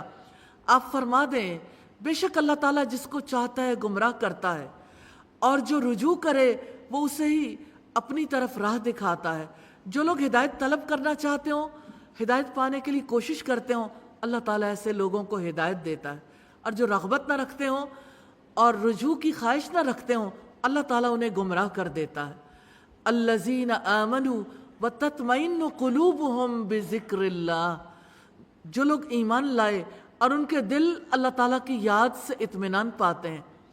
سن لو، اللہ تعالیٰ کی یاد ہی سے دل اطمینان پاتے ہیں۔ ایمان والوں کو اللہ تعالیٰ کی یاد ہی سے اللہ تعالیٰ کے ساتھ جڑنے کا یقین نصیب ہوتا ہے۔ جب وہ یہ محسوس کرتے ہیں کہ وہ اللہ تعالیٰ سے متعلق ہیں، اس کی رحمت کی چھاؤں میں ہیں اور اللہ تعالیٰ کے ہاں امن میں ہیں، محفوظ ہیں، تو ان کا دل اطمینان پا جاتا ہے۔ ایمان والے کائنات کی تخلیق، اس کے آغاز اور انجام کے بارے میں اللہ سبحانہ و تعالیٰ کے دیے ہوئے علم پر یقین رکھتے ہیں، پھر اطمینان پاتے ہیں۔ ہمیں تو یہ علم دیا گیا کہ بگ بینگ ہوا تھا، ہماری کائنات کی اوریجن کے بارے میں ہمارے بچوں کو بھی یہی بتایا جاتا ہے، بگ بینگ ہوا تھا۔ کرنے والا کون تھا؟ سب غائب ہے۔ انسان پہلے بندر تھا، پھر انسان بنا، ایوولوشن تھیوری۔ ہم سب اپنے بچوں کو وہی تھیریز پڑھاتے ہیں، خود بھی پڑھی، بچوں کو بھی اسی علم پہ لگا دیا۔ کائنات کا آغاز ہو یا انجام، اس پر بلیو رکھنا ہے جو اللہ سبحانہ و تعالیٰ نے ہمیں علم دیا۔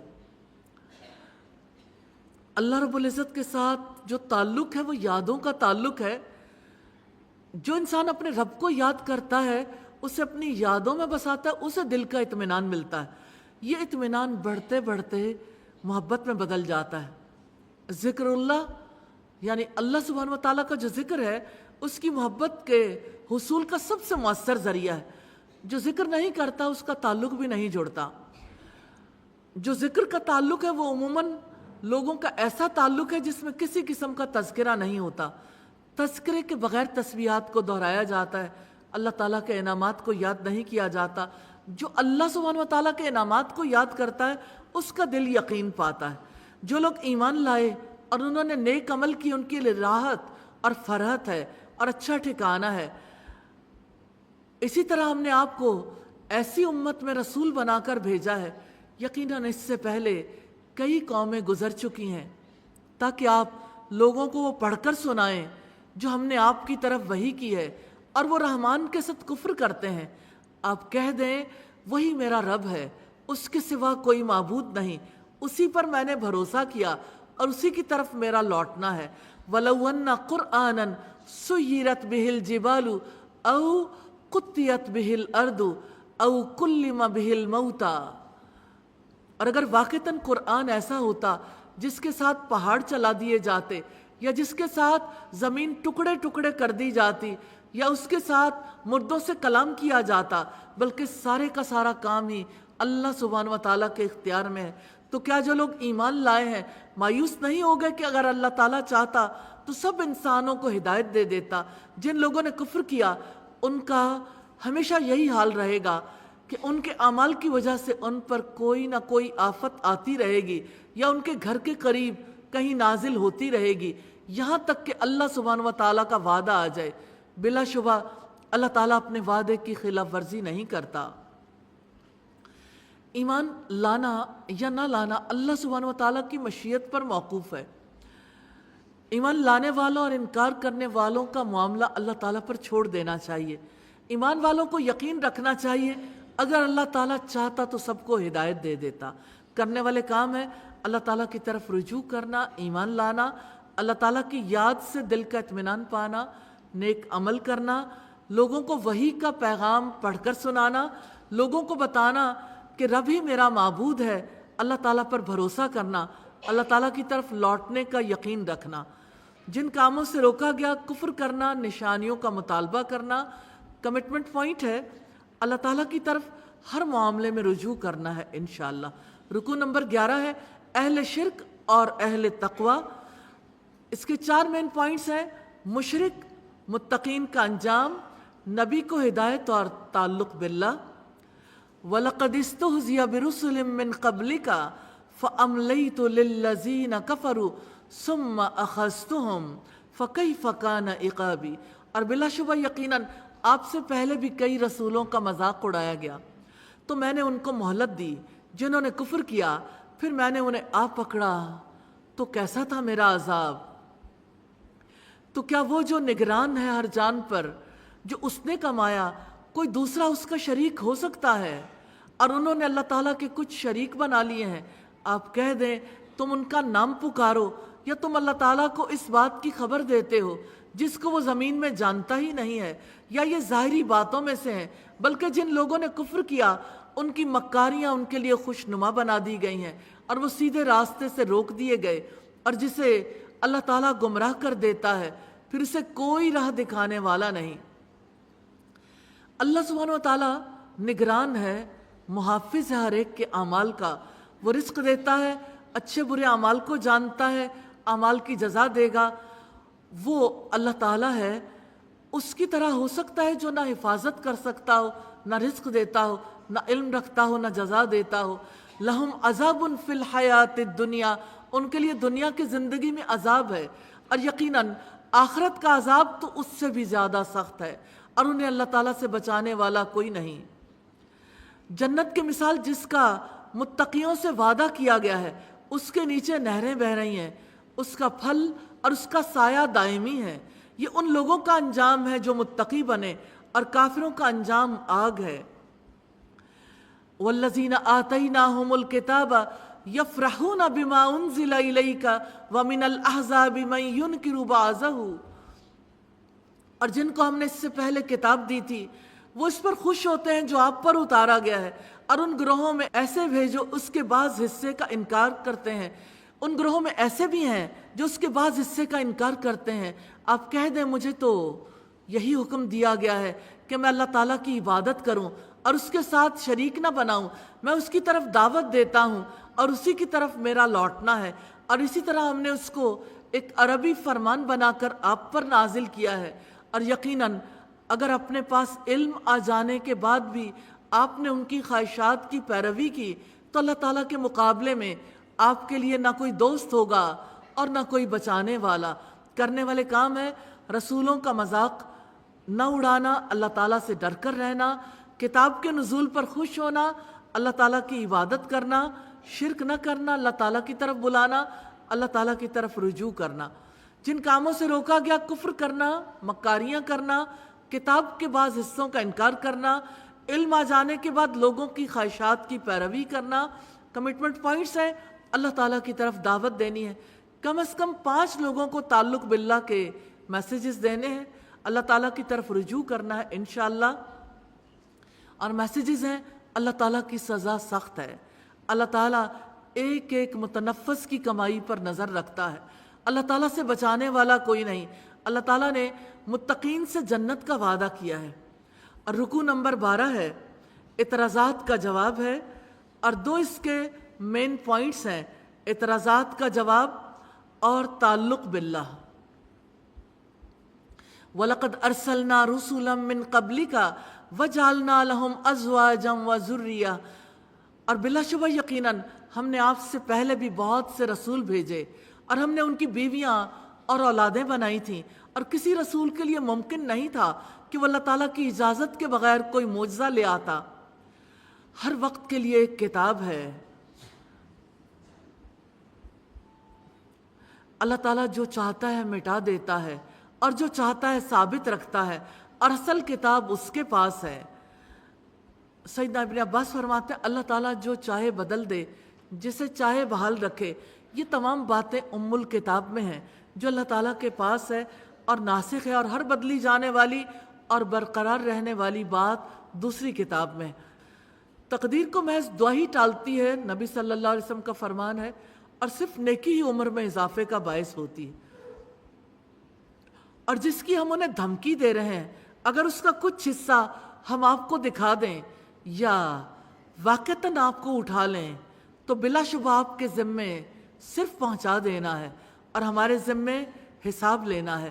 اور کیا انہوں نے دیکھا نہیں کہ بلا شبہ ہم زمین کو اس کے کناروں سے کم کرتے چلے آتے ہیں، اور اللہ تعالیٰ فیصلے کرتا ہے، اور اس کے فیصلے پر نظر ثانی کرنے والا کوئی نہیں، اور وہی بہت جلد حساب لینے والا ہے۔ اور بلا شبہ وہ لوگ بھی تدبیریں کر چکے جو ان سے پہلے تھے، سو اصل تدبیر ساری کی ساری اللہ تعالیٰ ہی کے پاس ہے۔ وہ جانتا ہے جو بھی ہر شخص کماتا ہے، اور جلدی کافر جان لیں گے کہ کس کے لیے اس گھر کا اچھا انجام ہے۔ اور کافر کہتے ہیں کہ آپ رسول نہیں ہو، کہہ دو کہ میرے اور تمہارے درمیان اللہ تعالیٰ ہی گواہی دینے والا کافی ہے، اور وہ بھی جس کے پاس کتاب کا علم ہے۔ جن کاموں کا حکم دیا گیا لوگوں کو اندھیروں سے نکال کر روشنی کی طرف لانا، اللہ تعالیٰ کے دنوں کی یاد دلانا، صبر کرنا، شکر کرنا، اور جن سے روکا گیا بری چالیں چلنا اور کفر کرنا۔ کمٹمنٹ پوائنٹس ہیں، اللہ تعالیٰ سے مضبوط تعلق کے لیے اپنا جائزہ لینا ہے اور دوسروں کو دعوت دینی ہے۔ کم از کم 5 لوگوں کو تعلق باللہ کے میسیجز دینے ہیں انشاءاللہ۔ حساب لینا اللہ تعالیٰ کا کام ہے، اسے دیر نہیں لگتی۔ اصل فیصلہ کن چال اللہ تعالیٰ کے ہاتھ میں ہے، وہ جانتا ہے کون کمائی کر رہا ہے، اللہ تعالیٰ کی گواہی کافی ہے۔ اور رکوع نمبر 13 ہے، رسول کے بنیادی فرائض ہیں۔ نمبر 1 رسول کے فرائض ہیں، اور حق کا انکار کرنے والوں کی خصوصیات ہیں، اور تعلق باللہ کی بات ہے۔ ہم نے دیکھا الحمدللہ سورہ الرعد کمپلیٹ ہوئی۔ اللہ سبحانہ و تعالیٰ سے دعا ہے ہم سے جو کمی کوتاہی رہ گئی اس سے درگزر فرمائیں، اور ہمیں اس کا پختہ علم نصیب کریں۔ اور اللہ سبحانہ و تعالیٰ کے پاک نام سے سورہ ابراہیم کا آغاز کرتے ہیں۔ بسم اللہ الرحمن الرحیم۔ الف لام را کتاب انزلناہ الیک لتخرج الناس من الظلمات الی النور۔ الف لام را، یہ ایک کتاب ہے جس کو ہم نے آپ کی طرف نازل کیا ہے تاکہ آپ لوگوں کو ان کے رب کے حکم سے اندھیروں سے نکال کر روشنی کی طرف لائیں، اس کے راستے کی طرف جو سب پر غالب بے حد تعریف والا ہے۔ رب العزت نے کتاب کے نزول کا مقصد بیان کیا ہے کہ وہ انسان کو اندھیروں سے نکال کر روشنی کی طرف لاتی ہے۔ اندھیروں سے مراد ہمارے رسوم و رواج کا، ہمارے ذہن میں پہلے سے موجود جو بھی تصورات ہیں، جاہلی خرافات ہیں، جاہلی اقدار ہیں، اللہ سبحانہ و تعالیٰ نے اس کے مقابلے میں علم کی روشنی عطا کی ہے اور بتایا ہے کہ کیا چیز ہے جو انسانوں کے لائق ہے، وہ کون سی ویلیوز ہیں جنہیں انہوں نے اپنی زندگی میں اختیار کرنا ہے۔ تو ایمان کی روشنی نور ہے اور صراط راستہ ہے، یہ زبردست تعریفوں والا راستہ ہے۔ یہ راستہ انسان کے دل کے اندر بنتا ہے، ہدایت کا راستہ زندگی میں بنتا ہے جب دل قبول کر لے۔ جو نور انسان کے اندر روشنی پیدا کرتا ہے وہی کائنات کے اندر بھی روشنی کرتا ہے۔ جیسا کہ رب العزت نے فرمایا اللہ تعالیٰ نور ہے آسمانوں اور زمین کا، اس کے نور اور روشنی کی مثال ایک تاک کی طرح ہے۔ بندہ مومن کے اندر یہ روشنی کیسے آتی ہے؟ اللہ کی کتاب کے علم سے۔ وہ نور جو دل کے اندر اترتا ہے اس کی مثال چراغ کی سی ہے۔ چراغ اس تیل سے جلتا ہے جو زیتون کے مبارک درخت سے روشن کیا جاتا ہے۔ زیتون کے درخت سے مراد قرآن حکیم ہے۔ قرآن حکیم کے علم کی وجہ سے دل روشن ہوتے ہیں، نبی صلی اللہ علیہ وسلم کی سنت کے علم کی وجہ سے دل روشن ہوتے ہیں۔ اللہ تعالیٰ وہ ذات ہے کہ جو آسمانوں میں ہے اور جو زمین میں ہے سب اسی کا ہے، اور کافروں کے لیے سخت عذاب کی وجہ سے تباہی ہے۔ جو لوگ آخرت کے مقابلے میں دنیا کی زندگی کو پسند کرتے ہیں اور اللہ تعالیٰ کے راستے سے روک دیتے ہیں اور اس میں کجی تلاش کرتے ہیں، وہی دور کی گمراہی میں ہے۔ اور ہم نے ہر رسول اس کی قوم کی زبانی میں بھیجا تاکہ وہ ان کے لیے کھول کر بیان کر دے۔ پھر اللہ تعالیٰ جسے چاہتا ہے گمراہ کر دیتا ہے اور جسے چاہتا ہے ہدایت عطا کرتا ہے، اور وہی سب پر غالب کمال حکمت والا ہے۔ وَلَقَدْ أَرْسَلْنَا مُوسَىٰ بِآيَاتِنَا، اور بلا شبہ یقیناً ہم نے موسیٰ کو اپنی نشانیاں دے کر بھیجا کہ اپنی قوم کو اندھیروں سے روشنی کی طرف نکال لاؤ اور انہیں اللہ تعالیٰ کے دنوں کی یاد دلاؤ۔ یقیناً اس میں ہر اس شخص کے لیے نشانیاں ہیں جو بہت صبر کرنے والا، بہت شکر کرنے والا ہے۔ یہاں اللہ کے دنوں سے مراد تاریخ کے وہ اہم واقعات ہیں جب اللہ تعالیٰ کا فیصلہ ظاہر ہوا، جب اللہ تعالیٰ کی مدد سے حق کو فتح ملی اور باطل کو شکست۔ ایام اللہ دراصل تاریخی دلائل ہیں، اس کے ذریعے سے ہر قوم اپنا جائزہ لے سکتی ہے۔ جب کوئی قوم پچھلے لوگوں کے حالات کو سامنے رکھتی ہے تو غلطیاں کرنے سے گریز کر سکتی ہے اور اس طرح اللہ سبحانہ و تعالیٰ کے عذاب سے بچ سکتے ہیں۔ ان فی ذالک لآیات لکل صبار شکور، یقیناً اس میں ہر اس شخص کے لیے نشانیاں ہیں جو بہت صبر کرنے والا، بہت شکر کرنے والا ہے۔ باطل کے اندھیروں سے نکلنے کے لیے صبر اور شکر کی صفات کی ضرورت ہے۔ کسی حقیقت کو سمجھنے کے لیے انسان کو صبر کرنا پڑتا ہے، کسی حقیقت کو اپنے اندر اتارنے کے لیے شکر ادا کرنا ضروری ہے۔ وَإِذْ قَالَ مُوسَىٰ لِقَوْمِهِ، اور جب موسیٰ نے اپنی قوم سے کہا کہ اپنے اوپر اللہ تعالیٰ کی نعمت کو یاد کرو، جب اس نے تمہیں آل فرعون سے نجات دلائی جو تمہیں برا عذاب پہنچاتے تھے اور تمہارے بیٹوں کو ذبح کرتے تھے اور تمہاری عورتوں کو زندہ رکھتے تھے، اور اس میں تمہارے رب کی طرف سے تمہاری بڑی آزمائش تھی۔ جو کام اللہ تعالیٰ کے لیے کیا جاتا ہے وہ نیکی ہے، جو کام مجبوری میں کیا جاتا ہے، وہ جس میں اللہ سے اجر پانے کی کوئی توقع نہیں ہوتی، وہ نیکی نہیں ہے۔ کرنے والے کام ہے لوگوں کو اندھیروں سے نکال کر روشنی کی طرف لانا، اللہ تعالیٰ کے دنوں کی یاد دلانا، صبر کرنا، شکر کرنا، اور جن سے روکا گیا دنیا کی زندگی سے محبت رکھنا، اللہ تعالیٰ کے راستے سے روکنا، اللہ تعالیٰ کے راستے میں ٹیڑھ نکالنا، گمراہ ہونا، کمٹمنٹ پوائنٹس ہیں۔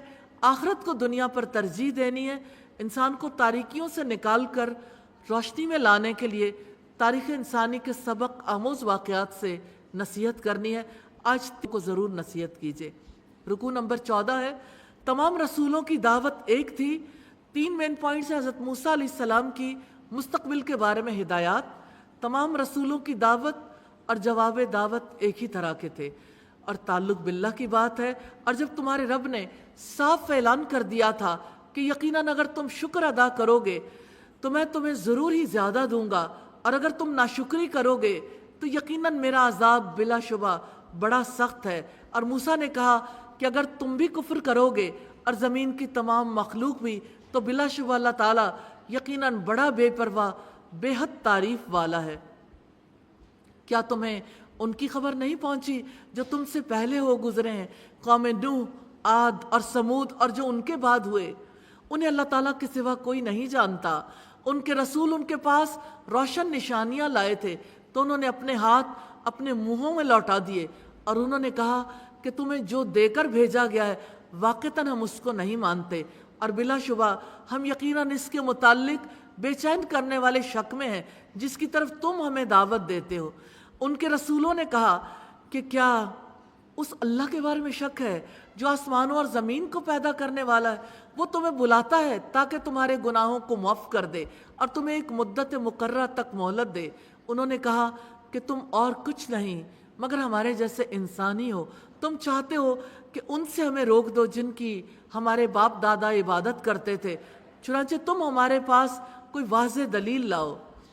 قالت لہم رسلہم ان نحن الا بشر مثلکم، ان کے رسولوں نے ان سے کہا ہم کچھ نہیں مگر تمہارے ہی جیسے انسان ہیں، لیکن اللہ تعالیٰ اپنے بندوں میں سے جس پر چاہتا ہے احسان فرماتا ہے، اور ہمارے لیے ممکن نہیں کہ ہم تمہارے پاس اذن الہی کے بغیر کوئی دلیل لائیں، اور اللہ تعالیٰ ہی پر تو لازم ہے کہ ایمان والے بھروسہ کریں، اور ہمیں کیا ہے کہ ہم اللہ تعالیٰ پر بھروسہ نہ کریں حالانکہ اس نے ہمیں ہمارے راستے دکھائے ہیں، اور جو بھی تکلیف تم ہمیں دو گے اس پر یقیناً ہم ضرور صبر کریں گے، بس بھروسہ کرنے والوں پر لازم ہے کہ اللہ تعالیٰ پر بھروسہ کرے۔ جو اللہ تعالیٰ پر توکل کرتا ہے وہ صبر ضرور کرتا ہے، کیونکہ اس کا اعتماد انسانوں پر نہیں رب پر ہوتا ہے، اور یہ صبر اسی صورت میں ہوتا ہے جب انسان اللہ تعالیٰ پر بھروسہ کرے۔ کرنے والے کام ہیں شکر ادا کرنا، ایمان لانا، اللہ تعالیٰ پر بھروسہ کرنا اور صبر کرنا۔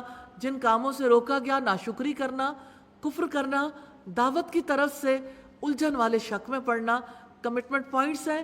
اللہ تعالیٰ کا شکر گزار بندہ بننے کی کوشش کرنی ہے انشاءاللہ۔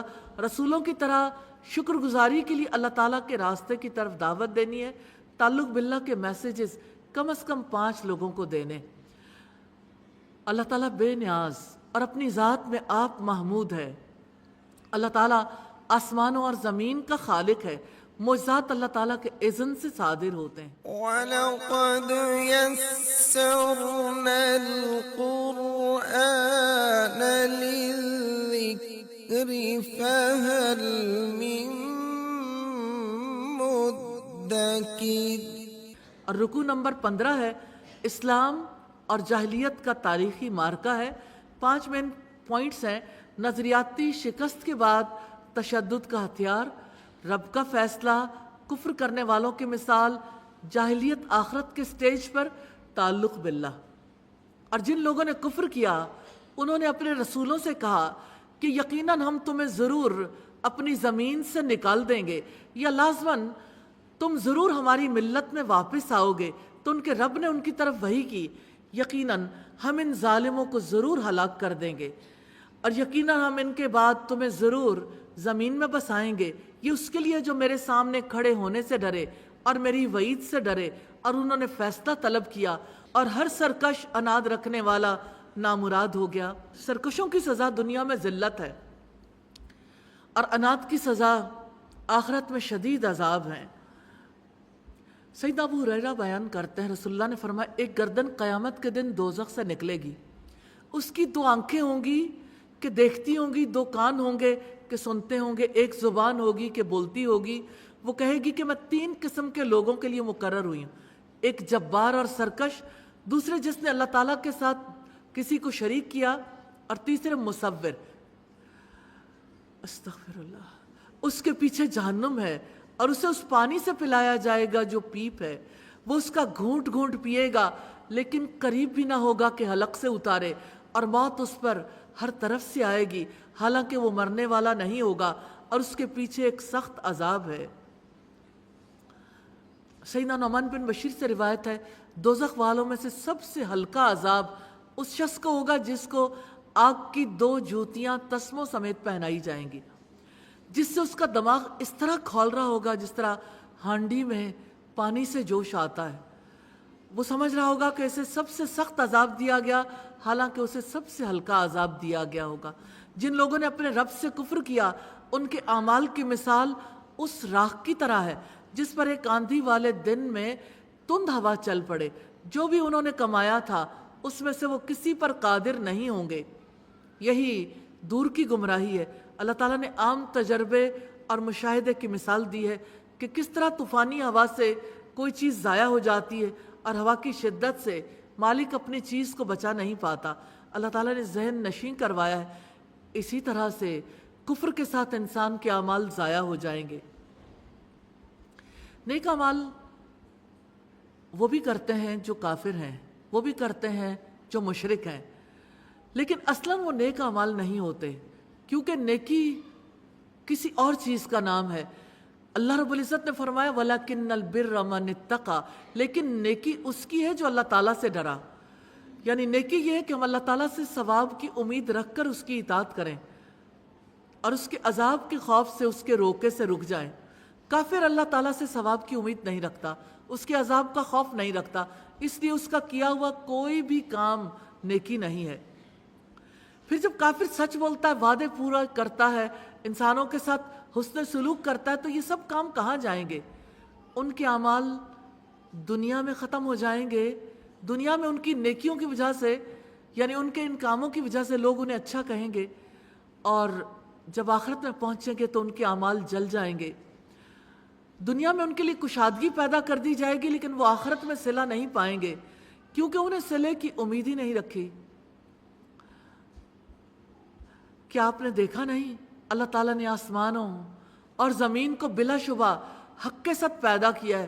اگر وہ چاہے تو تم لوگوں کو لے جائے اور ایک نئی مخلوق لے آئے۔ وَمَا ذَلِكَ عَلَى اللَّهِ بِعَزِيزٍ، اور یہ اللہ تعالیٰ پر بالکل بھی دشوار نہیں ہے۔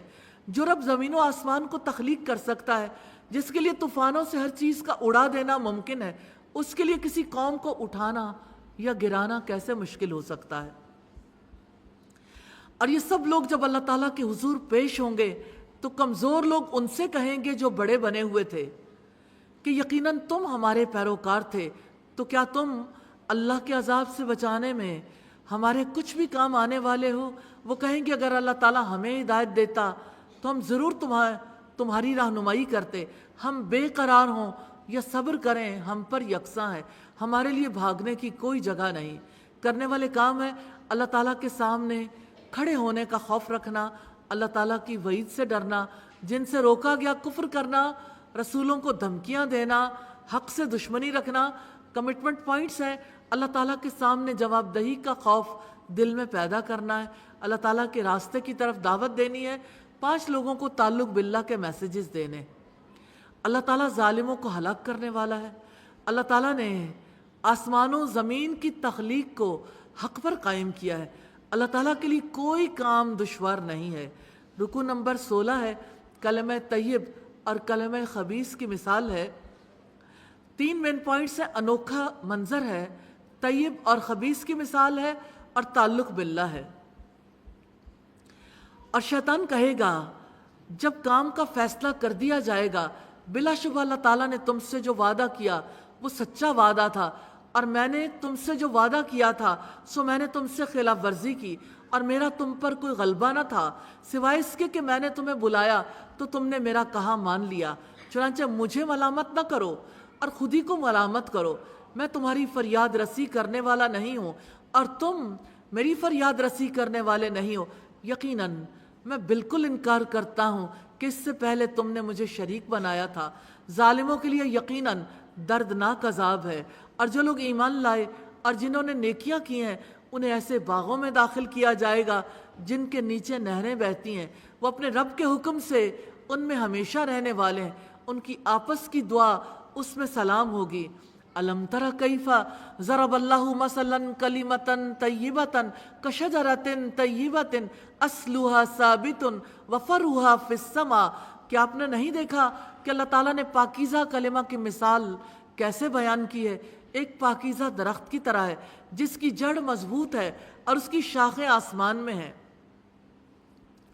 ابن عمر نے بیان کیا کہ ہم رسول اللہ کی خدمت میں تھے، آپ نے دریافت کیا مجھے بتاؤ وہ کون سا درخت ہے جو مسلمان کی مانند ہے، جس کے پتے نہیں گرتے، ہر وقت پھل دیتا ہے؟ ابن عمر کہتے ہیں میرے دل میں آیا میں کہہ دوں کھجور کا درخت ہے، مگر میں نے دیکھا سیدنا ابو بکر بیٹھے ہیں، سیدنا عمر بیٹھے ہیں، انہوں نے جواب نہیں دیا۔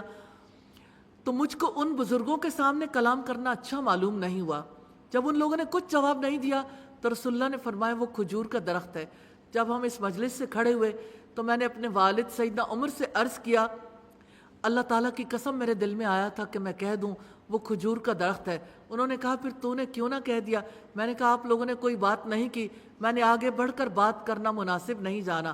انہوں نے کہا اگر تو اس وقت کہہ دیتا تو مجھ کو اتنے مال سے بھی زیادہ خوشی ہوتی، یعنی سرخ اونٹوں سے بھی زیادہ خوشی ہوتی۔ مومن کی مثال ایسے درخت سے دی گئی ہے جو گرمی سردی میں ہر وقت اپنے پھل دیتا ہے۔ مومن کے نیک اعمال دن رات آسمان کی طرف لے جائے جاتے ہیں، وہ ہر وقت اپنے رب کے حکم سے اپنا پھل دیتا ہے، اور اللہ تعالیٰ لوگوں کے لیے مثالیں بیان کرتا ہے تاکہ وہ نصیحت حاصل کرے۔ اور گندی بات کی مثال گندے پودے کی طرح ہے جو زمین کے اوپر سے ہی اکھاڑ لیا گیا، اس کے لیے کوئی استحکام نہیں۔ اللہ تعالیٰ نے کافر کو شجرہ خبیثہ سے تشبیہ دی ہے کیونکہ اس کے اعمال کی کوئی حیثیت نہیں، نہ وہ آسمان پر چڑھتے ہیں نہ اللہ تعالیٰ کے ہاں قابل قبول ہوتے ہیں۔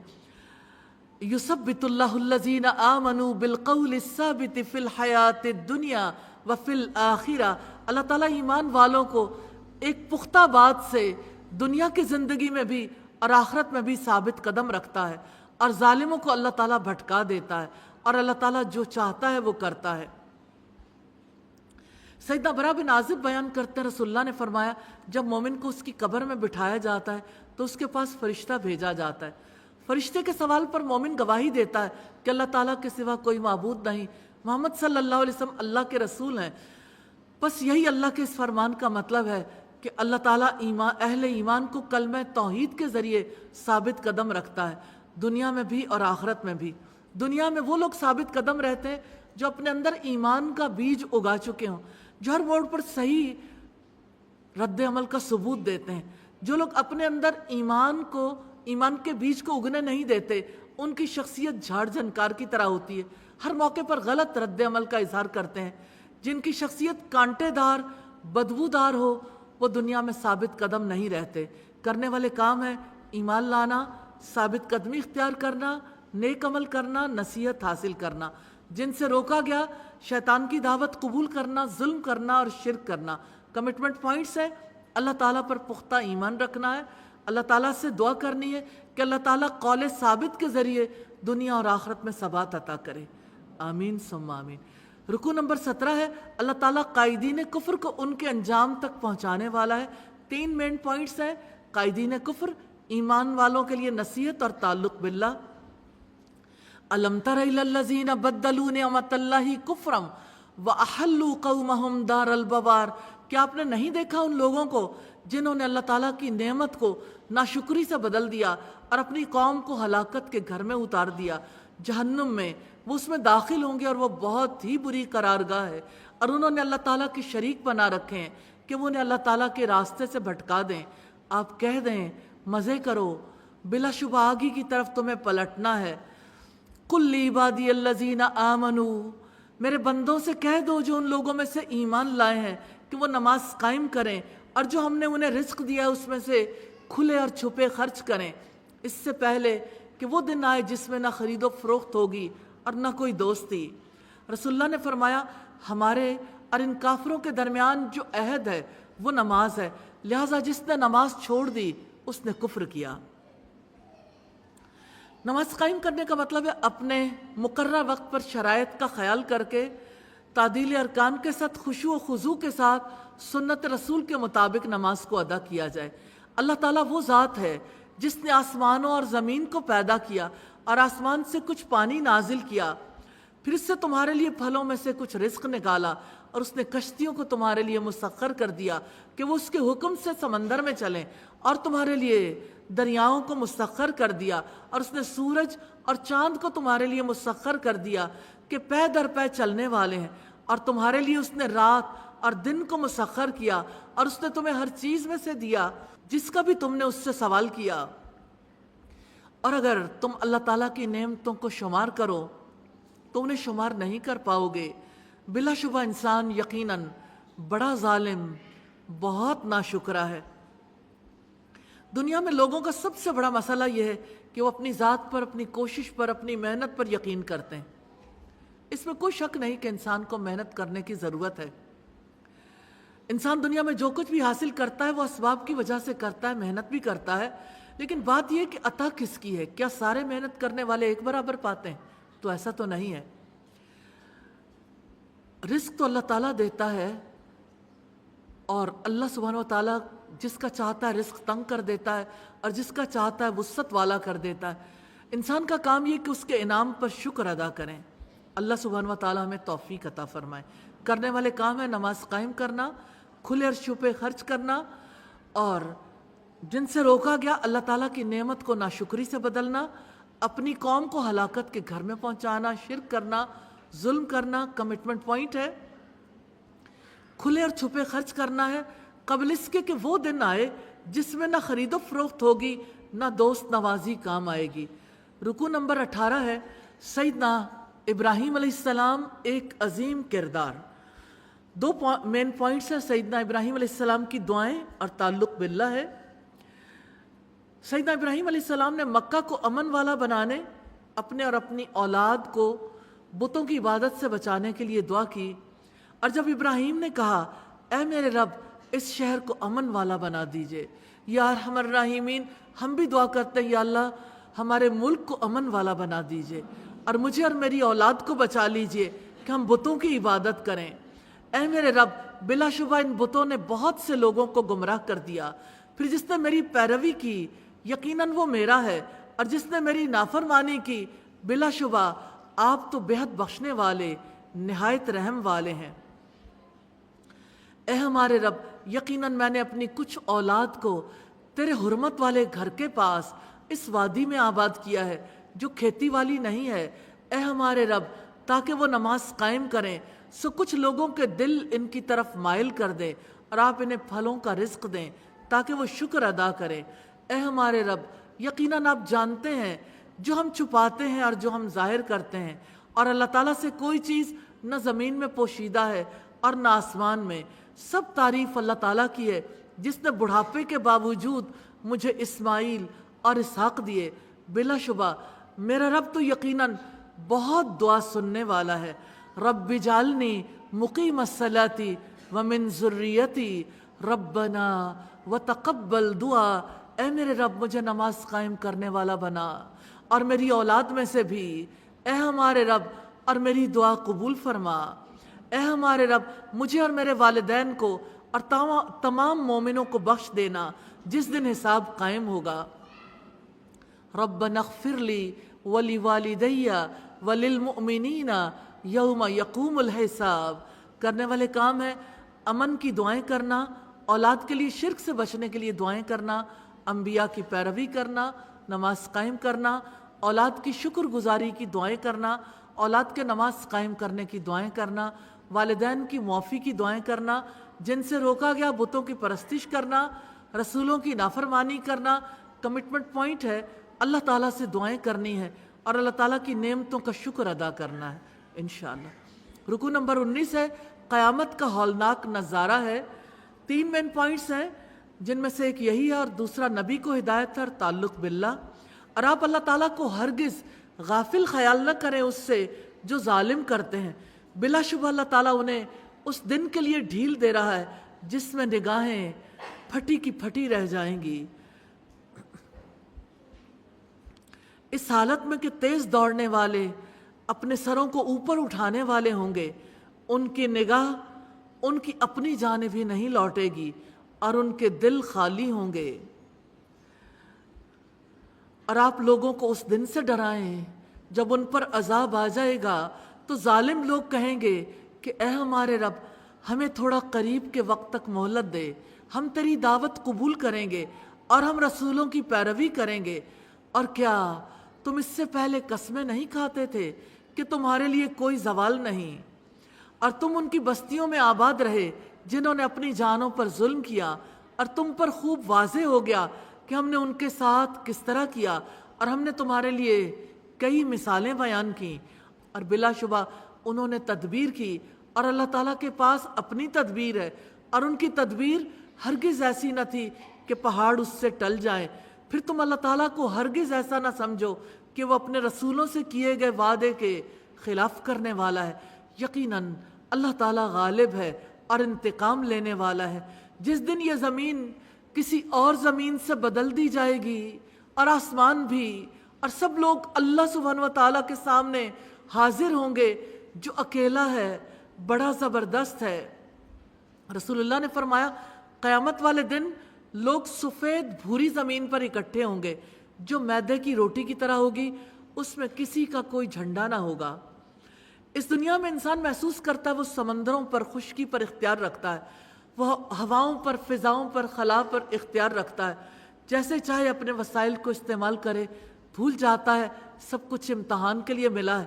اللہ تعالیٰ انسان کو شعوری طور پر ایک دوسری زمین اور دوسرے آسمان کے نیچے پہنچا کر احساس دلاتے ہیں کہ اس کا اختیار اصلی نہیں ہے، امتحان ختم ہوگا، حالات بدل جائیں گے۔ سید عائشہ سے روایت ہے، میں نے رسول اللہ صلی اللہ علیہ وسلم سے اللہ رب العزت کے قول اس دن یہ زمین دوسری زمین سے بدل دی جائے گی اور آسمان بھی بدل دیے جائیں گے، اس کے متعلق پوچھا کہ اے اللہ کے رسول اس دن لوگ کہاں ہوں گے؟ آپ نے فرمایا پل صراط پر۔ وَتَرَى الْمُجْرِمِينَ، اور اس دن آپ مجرموں کو دیکھیں گے کہ زنجیروں میں جکڑے ہوئے ہوں گے۔ سرابیلہم من قطران، ان کے لباس تارکول میں سے ہوں گے اور ان کے چہروں کو آگ ڈھانپ لے گی تاکہ اللہ تعالیٰ ہر جان کو اس کی کمائی کا بدلہ دے۔ بلا شبہ اللہ تعالیٰ بہت جلد حساب لینے والا ہے۔ یہ انسانوں کے لیے ایک پیغام ہے، اور تاکہ وہ اس کے ساتھ ڈرائے جائیں، اور تاکہ وہ جان لیں کہ بے شک وہ ایک ہی معبود ہے، اور تاکہ عقل مند نصیحت حاصل کریں۔ اللہ تعالیٰ ہی ایک حاکم ہے، زندگی کا پورا نظام اسی اصول پر قائم کرنا ہے۔ انشاءاللہ کرنے والے کام ہے اللہ تعالیٰ کی دعوت کو قبول کرنا، رسولوں کی پیروی کرنا، انسان کو برے انجام سے ڈرانا، اور جن سے روکا گیا ظلم کرنا، بری چالیں چلنا۔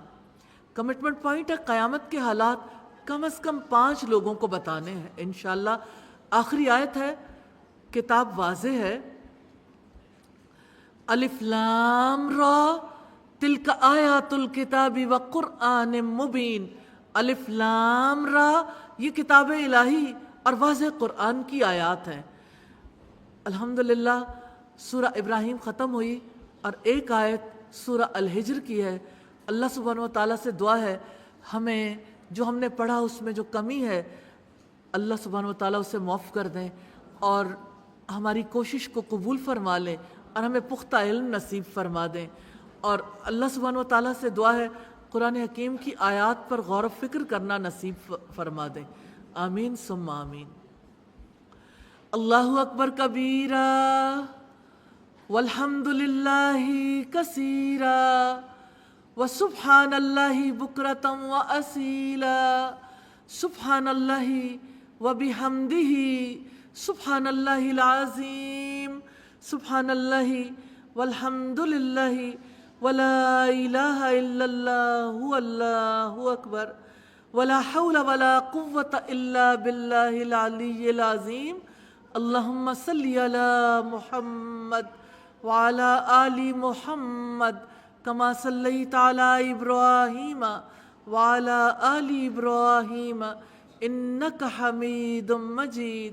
اللہم بارک علی محمد وعلی آل محمد کما بارکت علی ابراہیم وعلی آل ابراہیم انک حمید مجید۔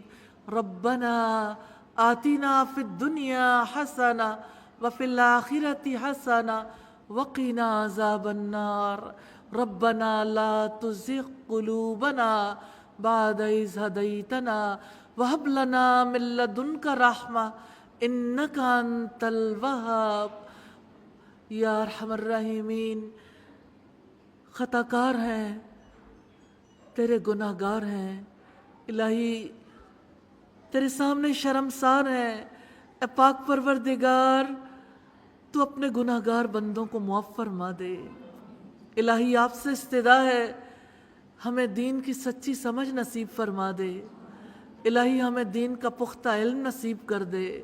الہی اس پر عمل کرنے کی توفیق عطا فرما دے۔ الہی ہمیں نمازوں کی پختگی نصیب فرمائیے، الہی ہمیں خشوع و خضوع والی نمازیں نصیب فرما دیجیے، الہی آپ سے استدا ہے اپنے راستے میں خرچ کرنے کی سمجھ نصیب فرمائیے، اور الہی ہمارے دلوں کو اور ہماری مٹھیوں کو کھول دیجیے، اے پاک پروردگار ہمیں بخل سے بچا لیجیے، اپنے راستے میں خرچ کرنے کی توفیق عطا فرمائیے، الہی دین کی حفاظت کو اپنا کام سمجھنے کی توفیق عطا فرمائیے یا ارحم الراحمین۔ جتنے ہاتھ آپ کے سامنے دعاؤں کے لیے اٹھے ہیں، ان کے دلوں میں جو دعائیں ہیں آپ جانتے ہیں، میں نہیں جانتی، الہی سب کی دعائیں قبول فرما لیجئے، الہی سب بیماروں کو شفا عطا فرمائیے، الہی سب بے اولادوں کو اولاد نصیب فرمائیے، الہی بے روزگاروں کو روزگار نصیب فرمائیے یا ارحم الراحمین۔ آپ سے استدا ہے الہی جو دعائیں ہم نے مانگیں، جو مانگنے سے رہ گئیں، سب دعاؤں کو قبول فرما لیجئے۔ وصلی اللہ تعالی علی خیر خلقہ محمد وآلہ واصحابہ واہل بیتہ اجمعین برحمتک یا ارحم الراحمین۔ الہی آمین، الہی آمین۔ وَلَقَدْ يَسَّرْنَا الْقُرْآنَ لِلذِّكْرِ فَهَلْ مِن مُّدَّكِرٍ